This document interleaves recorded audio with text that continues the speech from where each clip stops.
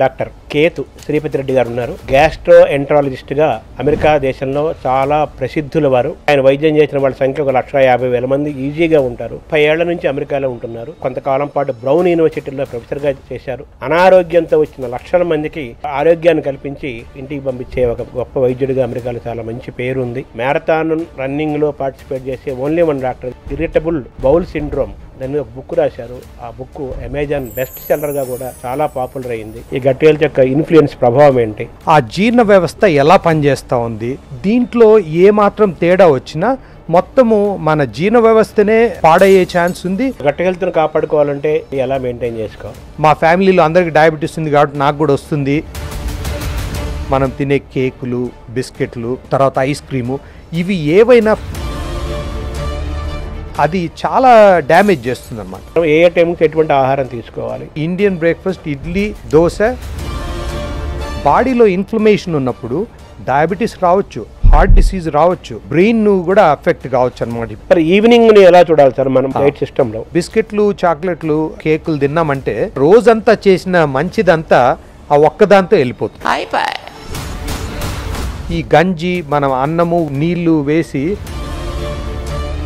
ఎందుకంటే సద్దన్నం అయ్యేటప్పటికి ఫ్రెష్గా ఉన్నప్పుడు గ్లైసిమిక్ ఇండెక్స్ అనేది ఎక్కువ ఉంటుంది. అంటే తింటానే బ్లడ్ షుగర్ టక్కని పైకి వెళ్ళిపోతుంది అనమాట. డాక్టర్లు కూడా మనం ఐబిఎస్ సిమ్టమ్స్ వెళ్తే పెద్ద సీరియస్ తీసుకోని అవసరం లేదు అని చాలా మంది అనుకుంటారు. ఐబిఎస్ వల్ల వాళ్ళకి ఏ తిన్నా ప్రాబ్లమే, తాగినా ప్రాబ్లమే, షుగర్ వస్తుందని చెప్పేసి అరటిపండు అవాయిడ్ చేస్తున్నారు. అవును, బీపీ ఉన్న వాళ్ళకి అరటిపండు మంచిది అంటున్నారు. డయాబెటీస్ ఉన్నా, బీపీ ఉన్నా గుడ్ బ్యాక్టీరియాని ఎలా పెంచుకోవాలి, బ్యాడ్ బ్యాక్టీరియాని ఎలా పోగొట్టుకోవాలి? చిప్స్, కేక్స్, బిస్కెట్లు, జలుబు, తుమ్ము, దగ్గు వచ్చినా కానీ యాంటీబయాటిక్ ఇచ్చేస్తారు. ఎందుకంటే ఫిజికల్ హెల్త్, మెంటల్ హెల్త్ ను మనం ఎలా చూడాలి? గడ్డిలో నడవడము, రన్నింగ్ కానీ గడ్డి బెస్ట్. ఎంటర్టైన్మెంట్ ఇది ఆల్సో ఇంపార్టెంట్ కదా. ఆ ఎంటర్టైన్మెంట్ ఎట్లా చేస్తాము? ఫ్రెండ్స్తో కలిసి సినిమా చూస్తున్నాము. ఆర్థోపెడిక్ డాక్టర్లు మెట్లు ఎక్కొద్దంటున్నారు, మీరే మెట్లు ఎక్కమంటున్నారు. 50-60 వచ్చిన తర్వాత ఎక్కితే ఎక్కకూడదని ఎందుకు చెప్తారంటే, మనం అన్నము ఇంత పెట్టుకుని కూర ఇంత పెట్టుకుంటాం. పెరుగు, మజ్జిగ 2 అలవాటు ఉన్నాయి కదా, ఏది హెల్దియర్? లాక్టోజ్ ఇంటాలరెన్స్ లేదంటే పెరిగే బెటర్. ఎందుకంటే మనకి బ్యాడ్ని మాత్రం తాగుతున్నాం కానీ గుడ్డుని పడేస్తాం. 7 to 8 అవర్స్ పనుకోవటం వేరు, నిద్రపోవటం వేరు, గాఢగా నిద్రపోవటం. చాలా బాగా చెప్పారు, సౌండ్ స్లీప్. ఒకవేళ అది లేదంటే ఎందుకు లేదనేది కూడా చూసుకోవాలన్నమాట. 40, 45, 50 లోపలనే ఇంతమందికి డయాగ్నోస్ చేస్తే, ఇంతకుముందు ఎప్పుడు అట్లా చూసేవాడిని కాదు. నమస్కారం. మనతో పాటు డాక్టర్ కేతు శ్రీపతి రెడ్డి గారు ఉన్నారు. వారు అమెరికాలో ఉంటారు. అమెరికాలో డాలస్లో ఉంటారు. 30 ఏళ్ల నుంచి అమెరికాలో ఉంటున్నారు. గ్యాస్ట్రో ఎంట్రాలజిస్ట్గా అమెరికా దేశంలో చాలా ప్రసిద్ధుల వారు. ఈ 30 ఏళ్లలో కొంతకాలం పాటు బ్రౌన్ యూనివర్సిటీలో ప్రొఫెసర్గా చేశారు. అనారోగ్యంతో వచ్చిన లక్షల మందికి ఆయన ఆరోగ్యాన్ని కల్పించి హాయిగా ఇంటికి పంపించే ఒక గొప్ప వైద్యుడిగా అమెరికాలో చాలా మంచి పేరు ఉంది. అలాగే వాళ్ళు మ్యారథాన్ రన్నర్. డాక్టర్ గారు మ్యారథాన్ రన్నర్.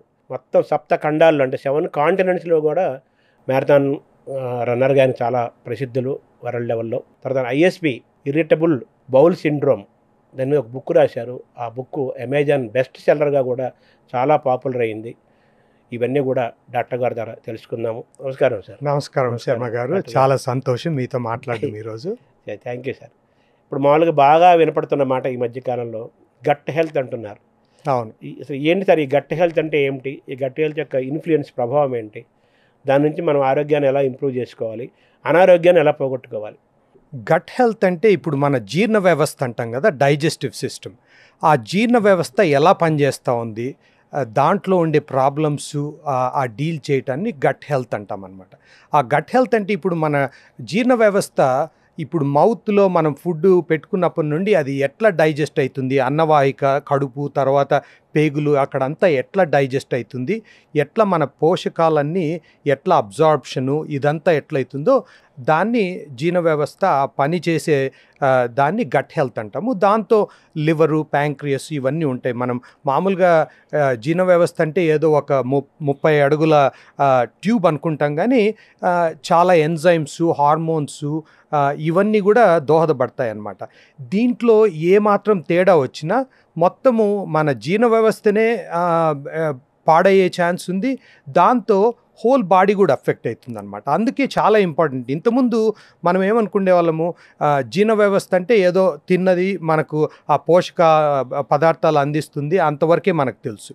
కానీ ఇప్పుడు ఓవరాల్ హెల్త్కు ఎంత ఉపయోగపడతా ఉంది, ఎంత అఫెక్ట్ చేస్తుంది అనేది ఇప్పుడు లేటెస్ట్ రీసెర్చ్లో ఒక 20 ఏళ్ళ నుండి ఇంకా బాగా అవేర్నెస్ వచ్చిందనమాట. ఎస్పెషలీ 5 years నుండి అందరూ గట్ హెల్త్ ఎందుకు మాట్లాడుతున్నారంటే, మనకిప్పుడు ఆ డైజెస్టివ్ సిస్టమ్ ఎలా పనిచేస్తుందో దాన్ని బట్టే మనకు టాప్ టు బాటమ్ ప్రతి బాడీలో ప్రతి పార్ట్కు డైజెస్టివ్ సిస్టమ్ ఎఫెక్ట్ ఉంటుందన్నమాట. ఇంతకుముందు అది తెలియకుండా ఉండేది. ఒకప్పుడు డయాబెటీస్ అంటే మనకు తెలుసు ఇన్సులిన్ తక్కువ అయితే డయాబెటీస్ వస్తుందని. కానీ డయాబెటీస్కు కారణం ఏమనేది మనకు అంత బాగా తెలిసేది కాదు.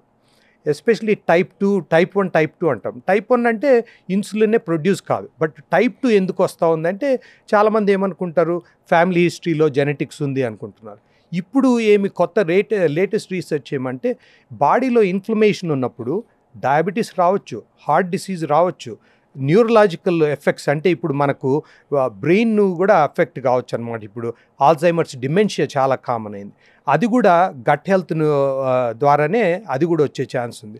కాబట్టి ఈ జీర్ణ వ్యవస్థ వల్ల మొత్తం ఓవరాల్ బాడీనే ఎఫెక్ట్ అవుతుందని ఈ మధ్య చాలా అవేర్నెస్ వచ్చిందనమాట. సో మన గట్ హెల్త్ని కాపాడుకోవాలంటే ఏం చేయాలి, ఎలా మెయింటైన్ చేసుకోవాలి? ఒకటి డయట్ చాలా ఇంపార్టెంట్. మనం తినే ఆహార వ్యవహారాలు చాలా ఇంపార్టెంట్.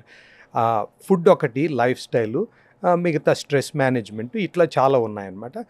ఫస్ట్ థింగ్ ఏమంటే, ఫుడ్ మనం తినేది మోస్ట్ ఇంపార్టెంట్, మన చేతిలో ఉన్నది. ఇప్పుడు మన జెనెటిక్స్ అంటే మన పూర్వీకులు ఇచ్చిన మన జీన్స్ను మనం పెద్దగా చేంజ్ చేయలేం. దాన్ని కూడా ఎపిజెనెటిక్స్ అని అవి కూడా చేంజ్ అవ్వచ్చు, అంటే చేంజ్ చేయగలం మన లైఫ్ స్టైలు, మన గుడ్ హ్యాబిట్స్తో. ఈవెన్ మనం అంటే మా ఫ్యామిలీలో అందరికీ డయాబెటీస్ ఉంది కాబట్టి నాకు కూడా వస్తుంది, ఎట్లయినా వస్తుంది కదా, ఇంకేముందిలే చేసేది అనుకునేందుకు లేదు. ఎందుకంటే ఆ జెనెటిక్స్ను కూడా మార్చగలిగేది డయట్ అండ్ లైఫ్ స్టైల్. కాబట్టి డయట్ దగ్గరకు వచ్చేటప్పటికి మనం తినే ఫుడ్లు ఒకటి ఫైబర్ అన్నమాట. ఫైబరు చాలా ఇంపార్టెంట్. అంటే ఇప్పుడు మనం ఆకుకూరలు తినటం చాలా important. Vegetarian food, plant based diet అంటారు, చాలా ఇంపార్టెంట్. అంటే నాన్ వెజ్ తినకూడదు అని ఎవరు అన్నారు, కానీ దాంతో వచ్చే ఉపయోగాలు ఉన్నాయి. ఎందుకంటే ప్రోటీన్ అదంతా రావాలంటే ఒకసారి నాన్ వెజ్ తినే వాళ్ళకు అది ప్రోటీన్ ఉపయోగపడుతుంది. But plant based diet is the most important diet అనమాట. అంటే ఇప్పుడు ఆకుకూరలు కాకుండా తర్వాత నట్స్, సీడ్స్, ఈ మన పప్పు ఉంది, పప్పు కూడా చాలా మంచిది అనమాట. లెంటిల్స్, మాంసకృతులు ఉంటాయి అంటారు కదా పప్పు. ఉంటాయి, ఎందుకంటే మనకు వెజిటేరియన్స్కు ప్రోటీన్ సోర్స్ చాలా తక్కువ వాటిల్లో ఉంటుంది. ఇప్పుడు రైస్లో చాలా తక్కువ ఉంటుంది, పప్పులో కొంచెం ఎక్కువ ఉంటుంది. ఇంకా ఎక్కువ కావాలంటే కొంచెం కష్టం, ఎందుకంటే వెజిటేరియన్గా ప్రోటీన్ రావడం కొంచెం కష్టం, ఎగ్, చికెన్ ఇట్లాంటివి లేకపోతే. బట్ ఇట్లా పప్పు తినడం వల్ల దానివల్ల వచ్చే ప్రోటీన్, మాంసకృతులు వస్తాయన్నమాట. అది డయట్ ఒకటి. తర్వాత ఏవి అవాయిడ్ చేయాలనేది ఇంకా ఇంపార్టెంట్ అనమాట. దాన్ని ప్రాసెస్డ్ ఫుడ్స్ అంటాం. అంటే మనం ఏదైనా ప్యాకెట్ ఓపెన్ చేసి తిన్నామంటే అది ప్రాసెస్డ్ ఫుడ్స్. ఆ ప్యాకెట్లో ఫుడ్ ఉందంటేనే దాన్ని నిల్వ చేయడానికి ఎన్నో ప్రిజర్వేటివ్స్ వాడతాం. ఆ ప్రిజర్వేటివ్స్ వల్ల గట్ హెల్త్ చాలా పాడవుతుంది అనమాట. ఇప్పుడు మన గట్ బ్యాక్టీరియా ఉంటుంది, మెయిన్గా మైక్రోబయోమ్ అంటాం దాన్ని. మైక్రోబయోమ్ అంటే మన బాడీలో 100 million బ్యాక్టీరియా, వైరసెస్, ఫంజై ఇవన్నీ ఉంటాయన్నమాట. అవన్నీ అంటే మనం అనుకుంటాము మన బాడీలో మన ఒక్క ప్రాణమే ఉందనుకుంటాం, కానీ 100 million ప్రాణాలు ఉన్నాయి మన బాడీలో. మనకు తెలియదు అది. అదంతా బరువు వేస్తే అన్ని మైక్రోస్కాపికే, కానీ బరువు వేస్తే ఆల్మోస్ట్ ఒక 2 kgs మటుకు ఉంటుందన్నమాట. జస్ట్ మన బ్యాక్టీరియానే 2 kgs ఉంటుంది. అంటే మన బ్రెయిన్ ఎంత బరువు ఉంటుందో మన గట్ బ్యాక్టీరియా అంత ఉంటుందన్నమాట, వైరస్ అన్నీ కలిపి అంత ఉంటుంది. కాబట్టి ఇట్ అఫెక్ట్స్ సో మెనీ, అంటే చాలా వాటిని అఫెక్ట్ చేస్తుంది అనమాట. ఇప్పుడు ఆ బ్యాక్టీరియా మనం తినే అల్ట్రా ప్రాసెస్డ్ ఫుడ్స్ వల్ల చాలా డ్యామేజ్ గుడ్ బ్యాక్టీరియా డ్యామేజ్ అయిపోయి ఆ ఇంబ్యాలెన్స్ వస్తుందన్నమాట. బ్యాడ్ బ్యాక్టీరియా ఎక్కువ అయిపోయి గుడ్ బ్యాక్టీరియా తగ్గిపోయింది అనుకోండి, దాంతో ఇన్ఫ్లమేషన్ వస్తుంది అనమాట. ఇన్ఫ్లమేషన్ వచ్చినప్పుడు దాంతో ఇట్లాంటివి అన్నీ మనకు అన్ని రోగాలు, డయాబెటీస్ ఇవన్నీ మాట్లాడుకున్నాం కదా, అవన్నీ వచ్చే ఛాన్స్ ఉంది. సో ఒకటి మనము ప్లాంట్ బేస్డ్ డయట్, ఫైబర్ ఎక్కువ ఉన్న ఫుడ్స్ తినాలని ఒకటి మాట్లాడుకున్నాము. రెండోది అల్ట్రా ప్రాసెస్డ్ ఫుడ్స్. అవేమంటే ఇప్పుడు అదే అన్నా కదా, ఏదైనా ప్రిజర్వేటివ్ ఉండేవి. అంటే ఇప్పుడు మనం తినే కేకులు, బిస్కెట్లు, తర్వాత ఐస్ క్రీము, ఇవి ఏవైనా ఫ్రెష్గా ఉండాలంటే దాంట్లో ప్రిజర్వేటివ్ వేయకపోతే, ఇప్పుడు మనం ఇంట్లో బ్రెడ్ చేసుకున్నాం అనుకోండి, 2 రోజుల కంటే ఉండదు ఫ్రిడ్జ్లో పెడితే తప్ప, ఎందుకంటే దేర్ ఈజ్ నో ప్రిజర్వేటివ్. కానీ మనం అదే షాప్లో కొన్నది ఫ్రిడ్జ్లో పెట్టకుండా ఒక 2 వారాలు ఉన్న అట్లే ఉంటుంది. ఎందుకు ఉంటుంది? ఆ ఫ్రెష్నెస్ కోసం దాంట్లో చాలా యాడిటివ్స్, ఇది వెజిటబుల్ ఆయిల్స్, లెస్ తినని, ఇట్లాంటివి చాలా యాడ్ చేస్తారనమాట. అవి చేయడం వల్ల అది చాలా డ్యామేజ్ చేస్తుందన్నమాట. ఇప్పుడు ఈవెన్ కుకీస్ కానీ ఇట్లాంటివన్నీ కూడా, చిప్స్, ఇది cool drinks, sugary foods, ultra processed foods కాకుండా షుగర్ ఎక్కువ ఉన్నవి కూడా, ఇప్పుడు మన కోక్లు, ఫ్రూట్ జ్యూసులు కూడా మనం అనుకుంటాము ఫ్రూట్ జ్యూస్ వల్ల చాలా ఉపయోగం ఉంటుందని. దాంతో ఉండే నష్టాలు ఎక్కువ ఉన్నాయి ఉపయోగాల కంటే. ఎందుకంటే మనం షుగరు అంతా స్క్వీజ్ చేసి మనం జ్యూస్ చేసుకుంటే, మనం ఆరెంజ్ జ్యూస్ ఏదో హెల్త్కి మంచిదని తాగుతాము.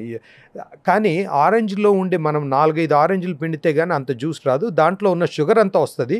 దాంట్లో ఉండే బెనిఫిట్ ఫైబర్లో ఉంటుంది. ఆ ఫైబర్ మనం పడేస్తాం. అదే మనం ఆరెంజ్ తిన్నామనుకోండి, ఫైబర్ అంతా ఉంటుంది. ఆ ఫైబర్ మన గట్ హెల్త్కి ఉపయోగపడుతుంది. మనం ఏం చేస్తున్నాము, మనం ఒక్కటి జ్యూస్ తాగుతాము కాబట్టి దాంట్లో ఉండే బ్యాడ్ని మాత్రం తాగుతున్నాం కానీ గుడ్డుని పడేస్తున్నాము. ఇట్లా ఈ షుగరీ డ్రింక్స్ వల్ల, తర్వాత స్మోకింగ్ వల్ల కూడా గట్ హెల్త్ అఫెక్ట్ అవుతుంది. ఆల్కహాల్ ఒకటి, దాంతో కూడా గట్ హెల్త్ అఫెక్ట్ అవుతుంది. స్ట్రెస్ ఇంకొకటి చాలా చాలా ఇంపార్టెంట్ అనమాట. మనము దాన్ని మాత్రం ఇగ్నోర్ చేస్తామన్నమాట. అంటే మనం అంత బాగా చేస్తున్నాము, ఎక్సర్సైజ్ చేస్తున్నాము, ఇది చేస్తున్నాము, బాగా తింటున్నాము, ఎందుకు మనకు బాగాలేదు అంటే, స్ట్రెస్ను మేనేజ్ చేయకపోతే మిగతా అంతా బాగున్నా కానీ ఉంటుందన్నమాట. ఆ స్ట్రెస్కు మనము స్ట్రెస్ రిలీఫ్కు ఒక్కరొకటి చేస్తారు. అది ఎక్సర్సైజ్ ఉండొచ్చు, యోగా ఉండొచ్చు, ప్రాణాయామం ఉండొచ్చు, ఇంకోటి ఉండొచ్చు. బట్ ఏదో ఒకటి చేసి స్ట్రెస్ మేనేజ్ చేయకపోతే మన గట్ హెల్త్ పాడయ్యే ఛాన్స్ ఉందన్నమాట. సో ఇవన్నీ చూసుకోవాలి గట్ హెల్త్ను కాపాడుకోవాలంటే. గట్ హెల్త్ను మెయింటైన్ చేసుకోవడంలో ఆహారం యొక్క పాత్ర చాలా పెద్దది. చాలా పెద్దది.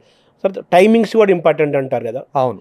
ఏ టైమింగ్స్ ఎలా మెయింటైన్ చేయాలని, మనం తెలుగు వాళ్ళం కాబట్టి, అవును. ముఖ్యంగా మన ఆంధ్రప్రదేశ్ తెలుగు ప్రాంతం కాబట్టి, ఇక్కడ మనం మార్నింగ్ కానీ, ఆఫ్టర్నూన్ కానీ, ఈవినింగ్ కానీ, నైట్ కానీ మన తీసుకునే ఫుడ్ ఎలా ఉండాలి గట్ హెల్త్కి, అలాగే టైమింగ్స్ ఎలా మెయింటైన్ చేయాలి, ఎటువంటి ఆహారం, ఏ టైమింగ్స్ ఎటువంటి ఆహారం తీసుకోవాలి. 3 పూట్ల తినడం అనేది చాలా ఇంపార్టెంట్. మనము అంటే బరువు తగ్గాలని ఏదో ఇప్పుడు టిఫిన్ చేయకుండా లంచ్ వరకు ఉండి అదంతా చేస్తుంటారు. అవసరం లేదు. మనము మెయిన్గా పోర్షన్ కంట్రోల్ అంటాం. అంటే తక్కువ తినాలి, కానీ ఒక పూట తినకుండా రెండో పూట ఎక్కువ తింటే బరువు తగ్గే అవకాశం కూడా లేదు, ఇంకా పెరిగే ఛాన్స్ ఉంది. ఎందుకంటే మనం మార్నింగ్ అంతా తినలేదు కాబట్టి లంచ్ ఇంకా కొంచెం హెవీగా చేసే పెరుగుతుంది కాబట్టి ఇంకా కొంచెం ఓవర్ ఈటింగ్ ఉంటుంది. దానికి 3 పూట్ల కంట్రోల్డ్గా తినాలా. ఒకటి మళ్ళీ అదే ఈ షుగరు ఇదంతా చాలా తక్కువ చేయాలి. షుగర్ యాక్చువల్గా మానేసేది బెటర్. చాలామంది ఇప్పుడు డయాబెటీస్ ఉండే వాళ్ళు కూడా ఏమనుకుంటారంటే, డయాబెటీస్ ఉంది, షుగర్ లేకుండా సాక్రినో ఏవో ఇవి వేసుకుందామని చూస్తారు. దానివల్ల ఇంకా ఎక్కువ నష్టాలు ఉన్నాయి. కాబట్టి షుగర్ కొంచెం వేసుకున్నా చాలా తక్కువ వేసుకోవాలి. కాఫీ, టీలు ఇవి వచ్చేటప్పటికి. ఇప్పుడు టిఫిన్కి వచ్చేటప్పటికి మనం తినే ఇడ్లీ, దోశ ఇవి బెస్ట్ అనమాట. యాక్చువల్లీ ఇప్పుడు వరల్డ్లో చూసే ఏ బ్రేక్ఫాస్ట్ తీసుకున్నా Indian breakfast idli, dosa best. ఎందుకంటే అది మనం పులుస్తుంది కాబట్టి ప్రోబయాటిక్స్ ఉంటాయన్నమాట. అది మంచి బెస్ట్ ప్రోబయాటిక్ ఫుడ్స్ మన ఇండియాలో వరల్డ్లో ఎక్కడ తీసుకున్నా. ఇప్పుడు కిమ్చి అని ఉంటుంది, ఇది ఫర్మెంటెడ్ క్యాబేజ్ అనమాట. కంబూచా టీ అని ఉంటుంది. అవన్నీ ఫర్మెంటేషను, దాంతో ప్రోబయాటిక్స్ గుడ్ బ్యాక్టీరియాని ఇస్తుంది అనమాట గట్కు. సో అవన్నీ మంచివి. మనం ఏదో ఫ్యాన్సీగా ఎక్కడో వేరే దేశం నుండి ఏం తెచ్చుకొని అవసరం లేదు. మన ఇంట్లో ఉండి ఇడ్లీ దోశతో చాలా బాగుంటుంది. అట్లని రోజు తినాల్సిన అవసరం లేదు. బట్ అవి హెల్తీగా ఉంటుంది. అది కూడా ఏదైనా మోడరేషన్ అనమాట. ఏది ఎక్కువ తినకూడదు. ఇప్పుడు ఇడ్లీ తింటే బరువు పెరుగుతారు అట్లేం లేదు. అంతా కొంచెం క్యాలరీస్ను కంట్రోల్ చేసుకోవాలన్నమాట. అది కంట్రోల్ చేసుకుని తింటే మన బ్రేక్ఫాస్ట్ బెస్ట్. ఇడ్లీ దోశ అనేది బెస్ట్ బ్రేక్ఫాస్ట్.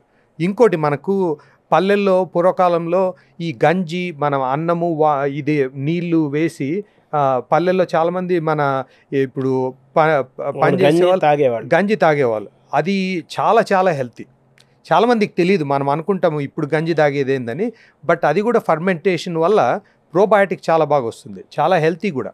దానివల్ల రైసు మనం మామూలుగా ఫ్రెష్గా చేసుకొని తినడానికి, అది పాతబడిన తర్వాత తినడానికి చాలా తేడా. సద్దన్నం అంటారు కదా, సద్దన్నంతో ఇంకా ఎక్కువ బెనిఫిట్స్ ఉన్నాయి. దాంతో లో గ్లైసిమిక్ ఇండెక్స్ అంటాం. ఇప్పుడు మనం షుగర్ ఉన్నా లేకపోయినా బరువు పెరిగే వాళ్ళైనా కానీ బరువు తగ్గాలన్నా సద్దన్నము ఇంకా బెస్ట్. ఎందుకంటే సద్దన్నం అయ్యేటప్పటికి ఫ్రెష్గా ఉన్నప్పుడు గ్లైసిమిక్ ఇండెక్స్ అనేది ఎక్కువ ఉంటుంది. అంటే తింటానే బ్లడ్ షుగర్ టక్కన పైకి వెళ్ళిపోతుంది అనమాట. అదే కొంచెం సద్దన్నం అయినప్పటికీ అది కొంచెం స్టార్చ్గా ఫామ్ అవుతుంది. అందుకు ఎక్కువ చాలా స్లోగా అబ్జర్వ్ అవుతుంది అనమాట స్టమక్లో. దానివల్ల ఏమవుతుంది, బ్లడ్ షుగర్ అంత షూటప్ కాదు. దాంతో మనకు బరువు పెరిగే ఛాన్స్ తక్కువ ఉంటుంది, డయాబెటీస్ కంట్రోల్ అయ్యే ఛాన్స్ ఉంటుంది. సద్దన్నం బెస్ట్. అంటే మీరు అన్నట్టుగా ది బెస్ట్ వరల్డ్లోనే ది బెస్ట్ బ్రేక్ఫాస్ట్ మన Telugu south Indian breakfast is the best. Dosa idli. Dosa idli breakfast కంటే కూడా సద్దన్నం ఇంకా మోర్ హెల్తీ. ఇంకా హెల్తీ. అవును. అంటే రాత్రిపూట నిల్వ ఉన్న అన్నాన్ని పొద్దున నీళ్లు పోసుకొని మజ్జిగ ఏదో పచ్చడి కలుపుకొని తింటాము, ఉల్లిపాయ నంచుకోవడం, పచ్చిమిరపకాయ నంచుకోవడం అనేది మన పల్లెల్లో ఉండేది. అది ఎందుకు బెస్ట్ అంటే అదే నేను చెప్పినట్లు లో గ్లైసిమిక్ ఇండెక్స్. ఆల్రెడీ సద్దన్నం కాబట్టి లో గ్లైసిమిక్. అదే ఇప్పుడు మనం దోశ ఇడ్లీ చేసుకున్నాం అనుకోండి, వేడిగానే తింటాం. సో అందుకు దాంతో కూడా బ్లడ్ షుగర్ ఎక్కువ అవుతుంది. అందుకే ఇడ్లీ తినడం తప్పు కాదు. డయాబెటీస్ ఉన్నా బరువు తగ్గాలన్నా ఇడ్లీ తినడం తప్పుది కాదు, కానీ తక్కువ తినాలి అంతే. ప్రతి ఒక్కటి కంట్రోల్ చేసుకుని తినాలి. అంటే క్వాంటిటీ ఏమన్నా సజెస్టబుల్ క్వాంటిటీ ఉంటుందా? అంటే వాళ్ళ బరువుని బట్టి, వాళ్ళ యాక్టివిటీని బట్టి. ఇప్పుడు కొంతమంది ఎక్కువ ఎక్సర్సైజ్ చేసే జాబ్ ఉందనుకోండి, ఎక్కువ నడుస్తున్నారు వర్క్లో, అట్లాంటి వాళ్ళు కొంచెం ఎక్కువ తినాలి. అంటే మన క్యాలరీక్ రిక్వైర్మెంట్ అని ఉంటుంది, అది క్యాల్కులేట్ చేసుకోవచ్చు, దాన్ని బట్టి తినాలా. మామూలుగా అయితే ఇప్పుడు 2 లేదా 3 ఇడ్లీలు పొద్దున, 2 దోశలు, జనరల్గా 2-3 ఇడ్లీలు 2 దోశ తినొచ్చా? 2 కలిపి కాదు, ఒక 3 ఇడ్లీలు కానీ 2 దోశలు కానీ అట్లా, 2 ఇడ్లీలు కానీ 1 దోశ కానీ అంతే. అది కానీ అది కరెక్ట్గా అందరికీ ఒకటే వర్తించదు. ఎందుకంటే మన యాక్టివిటీ లెవెల్, మన బాడీ సైజు, ఏమన్నా మందులు ఏమన్నా తీసుకుంటున్నామా, డయాబెటీస్ ఉందా, ఇవన్నీ దానివల్ల తేడా వస్తుంది. బట్ జనరల్గా అది లంచ్ టైం సార్. లంచ్ టైంలో మెయిన్గా మనము ఆకుకూరలు బాగా వాడాలి. అది చాలా ఇంపార్టెంట్. వెజిటబుల్స్, ఎనీ వెజిటబుల్, ఏ కూరగాయ చెడ్డది మంచిది కాదు. ఈవెన్ మనము బంగాళదుంపలు కూడా ఉన్నాయి. మనం చాలామంది అనుకుంటాము అది చాలా స్టార్చ్, చాలా షుగర్ ఉంటుందని. అది కూడా కంట్రోల్గా తీసుకుంటే అది కూడా మంచిదే. వెజిటబుల్స్ చాలా ఉండాలి. మనం మామూలుగా మన తెలుగు వెజిటబుల్స్ అంటే కూర. సో ఎట్లా అంటే ఇప్పుడు మనం అన్నము కూర ఉందనుకోండి, మనం అన్నము ఇంత పెట్టుకుని కూర ఇంత పెట్టుకుంటాం. దాంతో ఏమవుతుందంటే దాంట్లో హెల్త్ ఎఫెక్ట్స్ ఎక్కువ ఉంటాయి. ఎందుకంటే మరీ అంత కార్బోహైడ్రేట్ ఎక్కువ ఉన్నా కానీ బరువు పెరిగే అవకాశం ఉంది. ఇవన్నీ ప్రాబ్లమ్స్ ఉంటాయన్నమాట. కాబట్టి కొంచెం కూర ఎక్కువ వేసుకుని అన్నం తక్కువ వేసుకుంటే మంచిది. కూరగాయలు వచ్చేటప్పటికి మనం ఏం చేస్తామంటే చాలా ఇప్పుడు వేపుడులు ఉంటాయి. వేపుడు చాలా బ్యాడ్ అనమాట. అంటే ఇప్పుడు మనము ఏం చేస్తామంటే కూరగాయల ఆ బెనిఫిట్ అంతా ఎప్పుడు వస్తుంది, మనం అది కొంచెం రాగా తింటే, అంటే అసలు కుక్ చేసుకోకుండా ఉంటే ఇంకా బెనిఫిట్స్ ఉంటాయి. కానీ అందరు తినలేరు, రుచి ఉండదు. అదంతా ఉడకబెట్టి ఉప్పు కారం వేసుకోవడంలో తప్పు లేదు. కారం ఏం ప్రాబ్లం ఉండదు. ఉప్పు కొంచెం కంట్రోల్ చేసుకోవాలి. ఎందుకంటే ఉప్పుతో ఉండే ప్రాబ్లమ్స్ చాలా ఉంటాయి. ఎస్పెషలీ మనకు హై బీపీ అది ఉందనుకోండి, ఉప్పు చాలా తగ్గించుకోవాలా. లివర్ ప్రాబ్లం ఉన్నా, ఇట్లాంటి హార్ట్ ప్రాబ్లం ఉన్నా ఉప్పు తగ్గించుకోవాలా. కొంచెం ఉప్పు కారము వేసుకుని ఉడికిస్తే సరిపోతుంది. వేపుడు చేయడం వల్ల ఏమవుతుందంటే మనం ఇది మనము కుక్ ఎక్కువ చేయడం వల్ల దాంట్లో ఉండే ఆ విటమిన్స్ కానీ అన్నీ వెళ్ళిపోతాయి అన్నమాట. ఆ బెనిఫిట్స్, ఫైబర్ వెళ్ళిపోతుంది, విటమిన్స్ వెళ్ళిపోతాయి. సో ఆ వేపుడు చేయకుండా, అంటే ఎప్పుడైనా వేపుడు తింటే పర్లేదు, కానీ అన్నీ వేపుడు చేస్తే ఆ వెజిటబుల్స్లో ఉండే బెనిఫిట్ అంతా వెళ్ళిపోతుంది. చాలామంది అనుకుంటారు నేను అన్ని వెజిటబుల్స్ తింటాను, బట్ ఆ వెజిటబుల్స్ ఏ ఫామ్లో తింటున్నారు అనే దాన్ని బట్టి ఉంటుందన్నమాట. కాబట్టి అవి ఉడికించుకుంటే మనకు మధ్యాహ్నం పోర్షన్లో కూరగాయలు, అలాగే పప్పు చాలా ఇంపార్టెంట్, ప్రోటీను. తర్వాత కర్డ్తో ఇంకా చాలా బెనిఫిట్స్ ఉన్నాయి. అది మనం లంచ్కు డిన్నర్కు కర్డ్ తినచ్చు. కర్డ్ ఒక్కటే ఏమంటే మన ఇండియన్స్లో చాలామందికి లాక్టోజ్ ఇంటాలరెన్స్ అని ఉంటుంది. అంటే పాల పదార్థాలు జీర్ణించుకోలేకపోవడం. అది వయసు పెరిగే కొద్దీ ఎక్కువైతూ ఉంటుంది. మనం చిన్నప్పుడు నేను 2 గ్లాసులు మిల్క్ తాగేవాడిని, నాకు ఎప్పుడు ప్రాబ్లం ఉండేది కాదు. ఇప్పుడు ఎందుకు వస్తూ ఉందంటే వయసుతో పాటు ఆ లాక్టేజ్ అని ఒక ఎంజైమ్ ఉంటుందన్నమాట. అది ఆ లెవెల్ తగ్గిపోతూ వస్తుంది మనం వయసు పెరిగే కొద్దీ. ఆ వయసుతో పాటు మనము ఈవెన్ కొంచెం పాలు తాగినా మనకు గ్యాసు, బ్లోటింగు, కడుపు నొప్పి ఇవన్నీ వస్తాయన్నమాట. అట్లా లాక్టోజ్ ఇంటాలరెన్స్ ఉంటే మాత్రం పెరుగు కూడా తగ్గియాల్సి వస్తుంది. అది మనకు తెలిసిపోతుంది ఇప్పుడు. Acidity form అవుతుంటారా? యాసిడ్ కాదు, ఇది డైజెస్టే కాదు. ఈ మన పాల పదార్థాలు ఏవైనా, పాలు కానీ, ఇప్పుడు పెరుగు, వెన్న, నెయ్యి, అన్నీ. నెయ్యి పర్లేదు, ఎక్కువ ఉండదు. వెన్నలో కూడా తక్కువ ఉంటుంది, పాలలో ఎక్కువ ఉంటుంది, తర్వాత ఐస్ క్రీమ్లో ఎక్కువ ఉంటుంది, తర్వాత చీజు, మనం చీజ్ తక్కువే తినేది, బట్ చీజ్లో ఉంటుంది. పెరుగులో తక్కువ ఉంటుంది, పాలతో కంపేర్ చేస్తే తక్కువ ఉంటుంది పాల పదార్థాలు, ఎందుకంటే ఆల్రెడీ దాన్ని మనము పేరబెడతాం కాబట్టి లాక్టోజ్ తగ్గుతుంది. కానీ బాగా సివియర్గా లాక్టోజ్ ఇంటాలరెన్సు, నాకు ఒక గ్లాస్ తాగినా కడుపు అంతా ఉబ్బరంగా ఉంటుంది, అది ఇది అనే వాళ్ళకు పెరుగుతో కూడా ప్రాబ్లం ఉండే ఛాన్స్ ఉంది. అట్లా మిల్క్ ఇంటాలరెన్స్, లాక్టోజ్ ఇంటాలరెన్స్ లేకపోతే పెరుగు తినడం వల్ల చాలా బెనిఫిట్స్ ఉన్నాయి. ప్రోబయాటిక్ ఉంటుంది, గుడ్ బ్యాక్టీరియా వస్తుంది గట్టుకు, అది ఇంపార్టెంటే. అట్లా అదంతా లేనప్పుడు పెరుగు కూడా తినొచ్చు. అంటే కంపారిటివ్గా పెరుగు, మజ్జిగ రెండు అలవాటు ఉన్నాయి కదా, ఏది వచ్చి మోర్ హెల్దియర్? లాక్టోజ్ ఇంటాలరెన్స్ లేదంటే పెరుగే బెటర్, ఎందుకంటే మనకి ఎక్కువ gut bacteria, good bacteria, probiotics అవన్నీ వస్తాయి, ఎందుకంటే కొంచెం కాన్సన్ట్రేటెడ్ ఫామ్ కాబట్టి. లాక్టోజ్ ఇంటాలరెన్స్ ఉంది, పాలు పడనోళ్ళు ఉంటారు కదా, వాళ్ళకి మజ్జిగ బెటర్, ఎందుకంటే ఎక్కువ ఉండదు, బట్ స్టిల్ ప్రోబయాటిక్స్ అవన్నీ వస్తాయి. పెరుగులో కూడా గడ్డ పెరుగని ఉంటుంది, అవును, మామూలు పెరుగని ఉంటుంది, తర్వాత కుండతో పెరుగని ఉంటుంది. అవును. వీటిని ఎలా చూడాలి సార్? ఇవన్నీ అంటే కుండ పెరుగు అంటే అది చాలా గట్టిగా ఉంటుంది, ఎంత గట్టిగా ఉంటే అంత మంచిదే, అది దాంట్లో ఎక్కువ ప్రోబయాటిక్స్ ఉంటాయి కాబట్టి గడ్డ పెరుగు కానీ కుండ పెరుగు కానీ మంచిది. లాక్టోజ్ ఇంటాలరెన్స్ ఉంటే మజ్జిగ చేసుకోవచ్చు దాంతో, కానీ ఏ పెరుగైనా దానికి ఉండే బెనిఫిట్స్ దానికి ఉంటాయి. వెన్న తీసిన పాలు, అవును, వెన్నతో ఉన్న పాలు అన్ని రెండు రకాలుగా మారింది, ఒకప్పుడు మనకి అది తెలిసేది కాదు. అవునవును. దీన్ని ఎలా చూడాలి అంటే, ఆ పెరుగు కూడా వెన్న తీసిన పాల నుంచి వచ్చిన పెరుగు, అవును, వెన్నతో ఉన్న పెరుగు, పాలు తీసిన పెరుగు, వీటిని ఎలా చూడాలి? వెన్న తీసిన పాలతో క్యాలరీస్ తక్కువ ఉంటాయి అన్నమాట. అంటే ఇప్పుడు బరువు ప్రాబ్లం ఉండి బరువు తగ్గాలనుకుంటే వెన్న తీసిన పాలు బెటర్, అంతే. అదొక్కటే మెయిన్గా డిఫరెన్స్. టేస్ట్లో కూడా తేడా వస్తుంది, వెన్న తీసిన పాలు అంత టేస్ట్గా ఉండవు కానీ హెల్త్కు మంచిది. మాలో ఒకప్పుడు వెన్న కూడా మన ఫుడ్లో భాగంగా ఉండేది. అవును, కొన్ని ఆహారాలు నెయ్యి బదులు వెన్నతో, ఇప్పుడు కంది పచ్చడి లాంటివి అవును, వెన్నతో తినేవాళ్ళు, అవును, నెయ్యి బదులు వెన్న వేసుకొని తినేవాళ్ళు, ఆవకాయ కూడా వెన్న వేసుకొని తినేవాళ్ళు. సో పెరుగు గురించి మాట్లాడుకున్నాము, మజ్జిగ గురించి మాట్లాడుకున్నాము. వెన్న యొక్క పాత్ర ఏంటి సార్ ఆహారంలో? వెన్న కూడా మంచిదే, ఎందుకంటే అది కూడా పాల పదార్థము, దాంట్లో కూడా ప్రోబయాటిక్స్ ఉంటాయి, అది గట్ హెల్త్కు ఉపయోగపడుతుంది.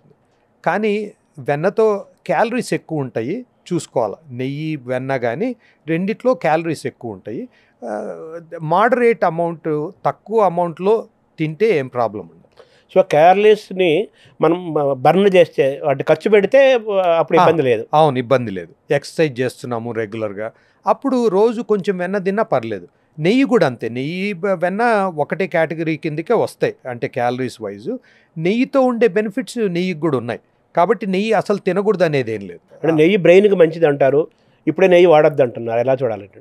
నెయ్యి దాంట్లో బెనిఫిట్స్ ఎక్కువ ఉన్నాయి, వాడకూడదు అనేది అయితే తప్పు, ఎక్కువ వాడడం తప్పు.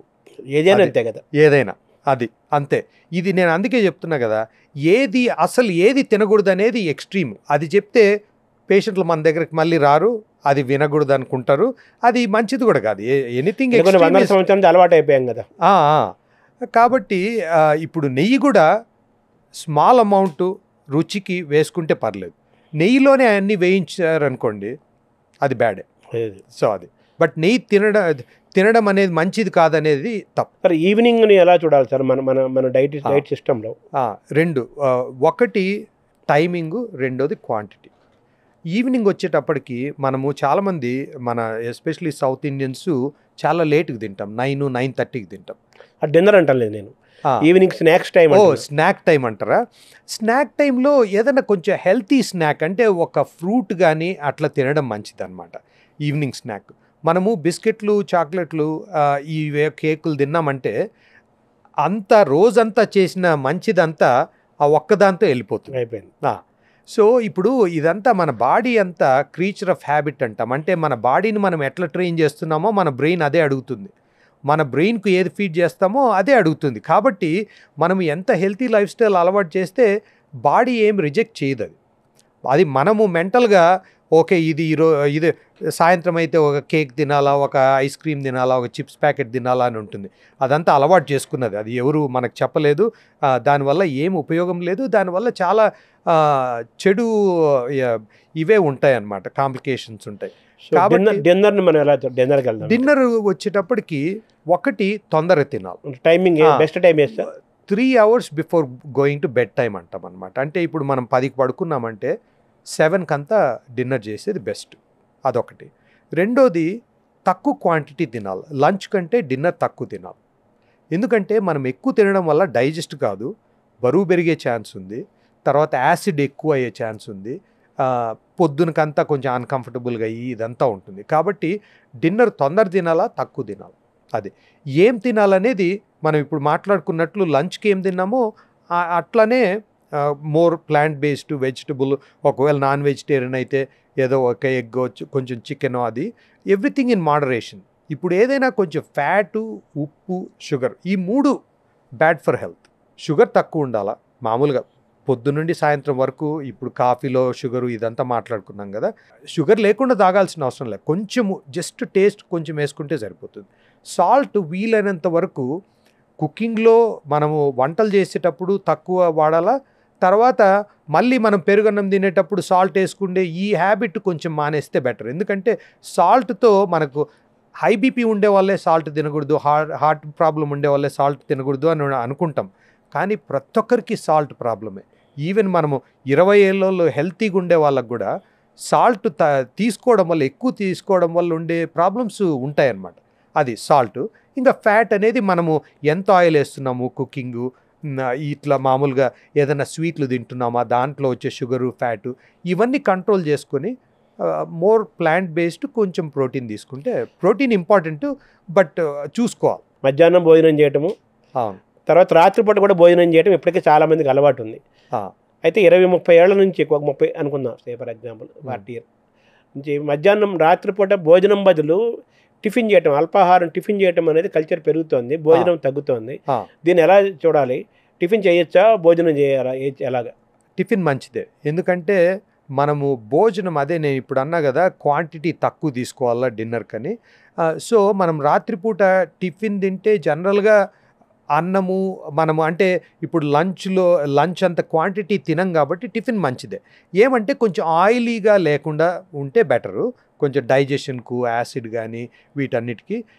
అది కూడా ఇడ్లీ, దోశ కానీ ఇట్లాంటివి ఏమన్నా తినడంలో తప్పు లేదు. ఈవెన్ రైస్ కానీ కొంచెం తక్కువ రైసో, లేకపోతే పులిహోరనో ఏదన్నా ఇట్లాంటివి ఏమైనా చేసుకుని టిఫిన్ తినడం మంచిదే. ఇప్పుడు పల్లెల్లో కానీ చాలా ఊళ్ళలో, లేకపోతే ఒక అలవాటైన చాలా జనరేషన్స్కి ఎన్నో అలవాటైన వాళ్ళు రాత్రిపూట భోజనం చేస్తున్నారు, మధ్యాహ్నం భోజనం రాత్రిపూట చేస్తున్నారు. అవును, అయితే క్వాంటిటీ తగ్గించమంటారు. క్వాంటిటీ తగ్గించాలి. అది టిఫినా భోజనమా అనేది కాకుండా క్వాంటిటీ మోస్ట్ ఇంపార్టెంట్. తర్వాత మీరు 3 hours చెప్పారు, స్లీప్కి 3 hours ముందు తినాలన్నారు. 11 గంటలకు ఇంటికి వచ్చాడు అనుకోండి ఫర్ ఎగ్జాంపుల్, రాత్రి అనుకుందాం, సేపు పని చేసుకొని 11 వచ్చాడు, ఒక 3 hours గ్యాప్ అంటే 11 గంటలకు తిని 2 గంటలకు పనుకోవాలా? దాన్ని ఎలా చూడాలి? టైమింగ్ ఏమైనా ఉందా? ఈ టైం దగ్గర తినకూడదని ఏమైనా ఉందా? అట్లేం లేదు, కానీ ఎంత గ్యాప్ ఇస్తే అంత బెటర్. తిని ఇమ్మీడియట్గా పడుకుండేది బదులు అట్లీస్ట్ 3 గంటలు ఇవ్వకపోయినా అట్లీస్ట్ అరగంట, గంట అన్న ఇవ్వగలిగితే మంచిది. రోజు 11కే వర్క్ అయిపోతుంది, రోజు 11కే వస్తున్నామంటే మన జీవన విధానమే కొంచెం మార్చుకోవాలంటే కొంచెం లేటుగా పడుకొని కొంచెం లేటుగా లేవటమో అట్లా చూసుకోవాలా. స్లీప్ ఇంపార్టెన్స్ చాలా ఉంది. ఆ గ్యాప్ కూడా ఇంపార్టెంటే, కానీ 3 hours అనేది మామూలు జనరల్గా రికమెండ్ చేసేది. బట్ ఒకసారి అందరికీ వీలు కాకపోవచ్చు, కానీ తింటానే పడుకోకుండా ఉండేది బెస్ట్. అంటే మామూలుగా నైట్ టైం డిన్నర్ కాన్సెప్ట్లో స్లీప్కి 3 hours ముందు తినటం అనేది బెస్ట్ సిస్టమ్, అదే that is only method. Correct. ఎందుకు అది చెప్తున్నానంటే, మనం తిన్న తర్వాత ఫుడ్ మన స్టమక్లో 3 to 4 hours ఉంటుందన్నమాట. అది డైజెస్ట్ అయ్యి మళ్ళీ పేగుల్లోకి వెళ్ళేంత వరకు వెయిట్ చేయడం వల్ల స్టమక్ ఎంప్టీగా ఉంటుంది, నిద్ర బాగా పడుతుంది, డైజెషన్ బాగా అవుతుంది. ఎందుకంటే మనము పడుకోకముందే డైజెషన్ అంతా స్టార్ట్ అయిపోయి ఉంటుంది కాబట్టి 3 hours ఇవ్వడం వల్ల ఫుడ్ బాగా ప్రాసెస్ అయ్యి మనకు ఆ పోషక పదార్థాలు బాగా అందుతాయి, మనకు ఈ ఊబకాయం వచ్చే ఛాన్స్ ఇవన్నీ కూడా తక్కువ ఉంటాయి. ఫ్రూట్స్ పాత్రలు ఎలా చూడతారు? ఫ్రూట్స్ కూడా చాలా ఇంపార్టెంట్. ఇంతకుముందు అన్నట్టు ఫ్రూట్ జ్యూస్ కంటే ఫ్రూట్ తినడం అనేది చాలా ఇంపార్టెంట్ అనమాట. ఇప్పుడు నేను వెజిటబుల్స్ అంటే ఫ్రూట్స్ కూడా ఇంక్లూడెడ్ అనమాట. ఇప్పుడు ప్లాంట్ బేస్డ్ డయట్ అంటాం. ఆ ప్లాంట్ బేస్డ్ డయట్లో వెజిటబుల్స్, నట్స్, సీడ్స్ కాకుండా ఫ్రూట్స్ కూడా చాలా ఇంపార్టెంట్. ఎవ్రీడే మనము అరటిపండు చాలా మంచిది. దాంట్లో ప్రీబయాటిక్ ఫైబర్స్ అని ఉంటాయి, అది చాలా ఇంపార్టెంట్ అనమాట. అది గట్ హెల్త్కి ఇంపార్టెంట్. ఆరెంజెస్ వైటమిన్ సి ఉంటుంది, రోగనిరోధక శక్తి ఉంటుంది ఆరెంజెస్లో, అది చాలా మంచిది. యాపిల్ కూడా మంచిది, ఫైబర్ ఉంటుంది దాంట్లో. ఇట్లా ప్రతి ఫ్రూట్లో ఇప్పుడు బెర్రీస్, స్ట్రాబెర్రీస్ ఇట్లాంటివి దాంట్లో ఉంటాయి. సో ఈ ఫ్రూట్స్ ఏది తింటాం అనేది ఏం లేదు. కొన్ని దానిలో కొంచెం షుగర్ ఎక్కువ ఉండొచ్చు. ఇప్పుడు మనము మామిడి పండు మనకు చాలా ఫేమస్ మన తెలుగు వాళ్ళకు. మామిడి పళ్ళ వల్ల ప్రాబ్లం ఏమంటే దాంట్లో పీచు పదార్థాలు ఉంటాయి, ఉపయోగాలు ఉంటాయి, కానీ ఎక్కువ తినడం వల్ల షుగర్ బాగా ఇంక్రీజ్ అవుతుంది అనమాట. అది కొంచెం చూసుకోవాలి. అది కూడా మామిడి పండు జ్యూస్ చేసుకునే బదులు మామిడి పండు తినేది బెటరు. కానీ మామిడి పండు ఎక్కువ తింటే ఇప్పుడు ఒక సీజన్ వచ్చింది మళ్ళీ ఉండదు, ఒక 4 నెలలే ఉంటుంది అని మనము చాలామంది, నేను చిన్నప్పుడు చేశాను, ఇప్పుడు కూడా చేస్తున్నారు, ఎక్కువ తింటామన్నమాట. దానివల్ల షుగరు బాగా స్పైక్ అవ్వడం వల్ల చాలా ఇది బ్యాడ్ ఎఫెక్ట్స్ ఉంటాయన్నమాట హెల్త్కు. అట్లా చూసుకోవాలి. ఫ్రూటే కదా అని ఎక్కువ తింటే అది కూడా ప్రాబ్లమే. అతి ఏదైనా ప్రాబ్లం అంతే, విషయం లాగానే. ఇప్పుడు అరటిపండు తీసుకుందాం ఫర్ ఎగ్జాంపుల్. అరటిపండు తింటే షుగర్ పేషెంట్స్ ఏమో అది షుగర్ వస్తుందని చెప్పేసి అరటిపండు అవాయిడ్ చేస్తున్నారు. అవును. బీపీ ఉన్న వాళ్ళకి అరటిపండు మంచిది అంటున్నారు. అవును. దీన్ని ఎలా చూడాలి? డయాబెటీస్ ఉన్నా, బీపీ ఉన్నా అరటిపండు మంచిదే. మనం ఎక్కువ తినకుండా, అదే క్యాలరీస్ మనం చూసుకొని బ్లడ్ షుగర్ కరెక్ట్గా చెక్ చేసుకుంటా ఉంటే సరిపోతుంది. ఏది తినకూడదు అనేది కాకుండా, అంటే మరీ ఎప్పుడు స్వీట్లు తింటే అది మంచిది కాదు డయాబెటీస్ ఉండే వాళ్ళకి. బట్ ఫ్రూట్లో ఉండే బెనిఫిట్స్ చాలా ఉన్నాయి కాబట్టి, ఎస్పెషలీ దాంట్లో అరటిపండు ఎందుకు వద్దంటారంటే మామూలుగా కార్బోహైడ్రేటు, దానివల్ల షుగర్ ఎక్కువ అవుతుంది అనేది మెయిన్. అదొక రకమైన మిస్అండర్స్టాండింగ్ అనమాట. ఒక రకంగా కరెక్టే, కానీ అరటిపండులో షుగర్ కాకుండా, కార్బోహైడ్రేట్ కాకుండా ఫైబర్ ఉంటుంది. ప్రీబయాటిక్ ఫైబర్ అన్నా కదా, అది ఉంటుంది. ఈ ఫైబర్ వల్ల షుగర్ను అంత స్పైక్ చేయదన్నమాట. మనం బ్లడ్ షుగర్ కొంచెం కంట్రోల్ చేసుకొని చూసుకోవాలి. కాబట్టి డయాబెటీస్ ఉన్నా, బీపీ ఉన్నా అరటిపండు తినచ్చు. ఈ గట్ హెల్త్లో బ్యాక్టీరియా యొక్క పాత్ర చాలా పెద్దది అంటున్నారు కదా మీరు. గుడ్ బ్యాక్టీరియా, బ్యాడ్ బ్యాక్టీరియా 2 రకాలుగా మనం చూస్తే, గుడ్ బ్యాక్టీరియాని ఎలా పెంచుకోవాలి, బ్యాడ్ బ్యాక్టీరియాని ఎలా పోగొట్టుకోవాలి? గుడ్ బ్యాక్టీరియాని ఎట్లా పెంచుకోవాలంటే, ఒకటి హై ఫైబర్ డయట్. మన పీచు పదార్థాలు, ఇప్పుడు మనం కూరగాయలు, ఆకుకూరలు, ఇవన్నీ ఫైబర్ మాట్లాడాం కదా, ఈ ఫైబర్ వల్ల గుడ్ బ్యాక్టీరియా కౌంట్ పెరుగుతుందన్నమాట. అదొకటి. తర్వాత ఇప్పుడు మనము అవాయిడ్ చేయాల్సినవి కొన్ని ఉంటాయన్నమాట. ఇప్పుడు షుగర్ మాట్లాడాము, అల్ట్రా ప్రాసెస్డ్ ఫుడ్స్, ఇవన్నీ మన చిప్స్, కేక్స్, బిస్కెట్లు, ఇవన్నీ తగ్గడం వల్ల కూడా గుడ్ బ్యాక్టీరియా పెరుగుతుందన్నమాట. ఇంకోటి, ఈ యాంటీబయాటిక్ యూస్ చేయడం వల్ల గుడ్ బ్యాక్టీరియా బాగా తగ్గిపోతుంది అనమాట. అంటే మనం యాంటీబయాటిక్ ఎందుకు యూజ్ చేస్తాము? ఒక బ్యాక్టీరియాని చంపడానికి యూజ్ చేస్తాం. ఆ బ్యాడ్ బ్యాక్టీరియాని చంపే విధానంలో మనం గుడ్ బ్యాక్టీరియాని కూడా చాలా చంపుతాం అన్నమాట. ఒక్క కోర్స్ యాంటీబయాటిక్ 10 రోజులు తీసుకుంటే మన గట్ బ్యాక్టీరియా 1 year ఎఫెక్ట్ అయ్యే ఛాన్స్ ఉందన్నమాట. అంత ఎఫెక్ట్ ఉంటుంది, మనకు తెలియదు. ఇక్కడ అంటే ప్రపంచంలో ఎక్కడైనా యాంటీబయాటిక్స్ ఎక్కువ యూజ్ చేస్తున్నాం, అవసరమైన దానికంటే ఎక్కువ యూజ్ చేస్తున్నాం. ఇండియాలో మరీ ఎక్కువ అయిపోయింది.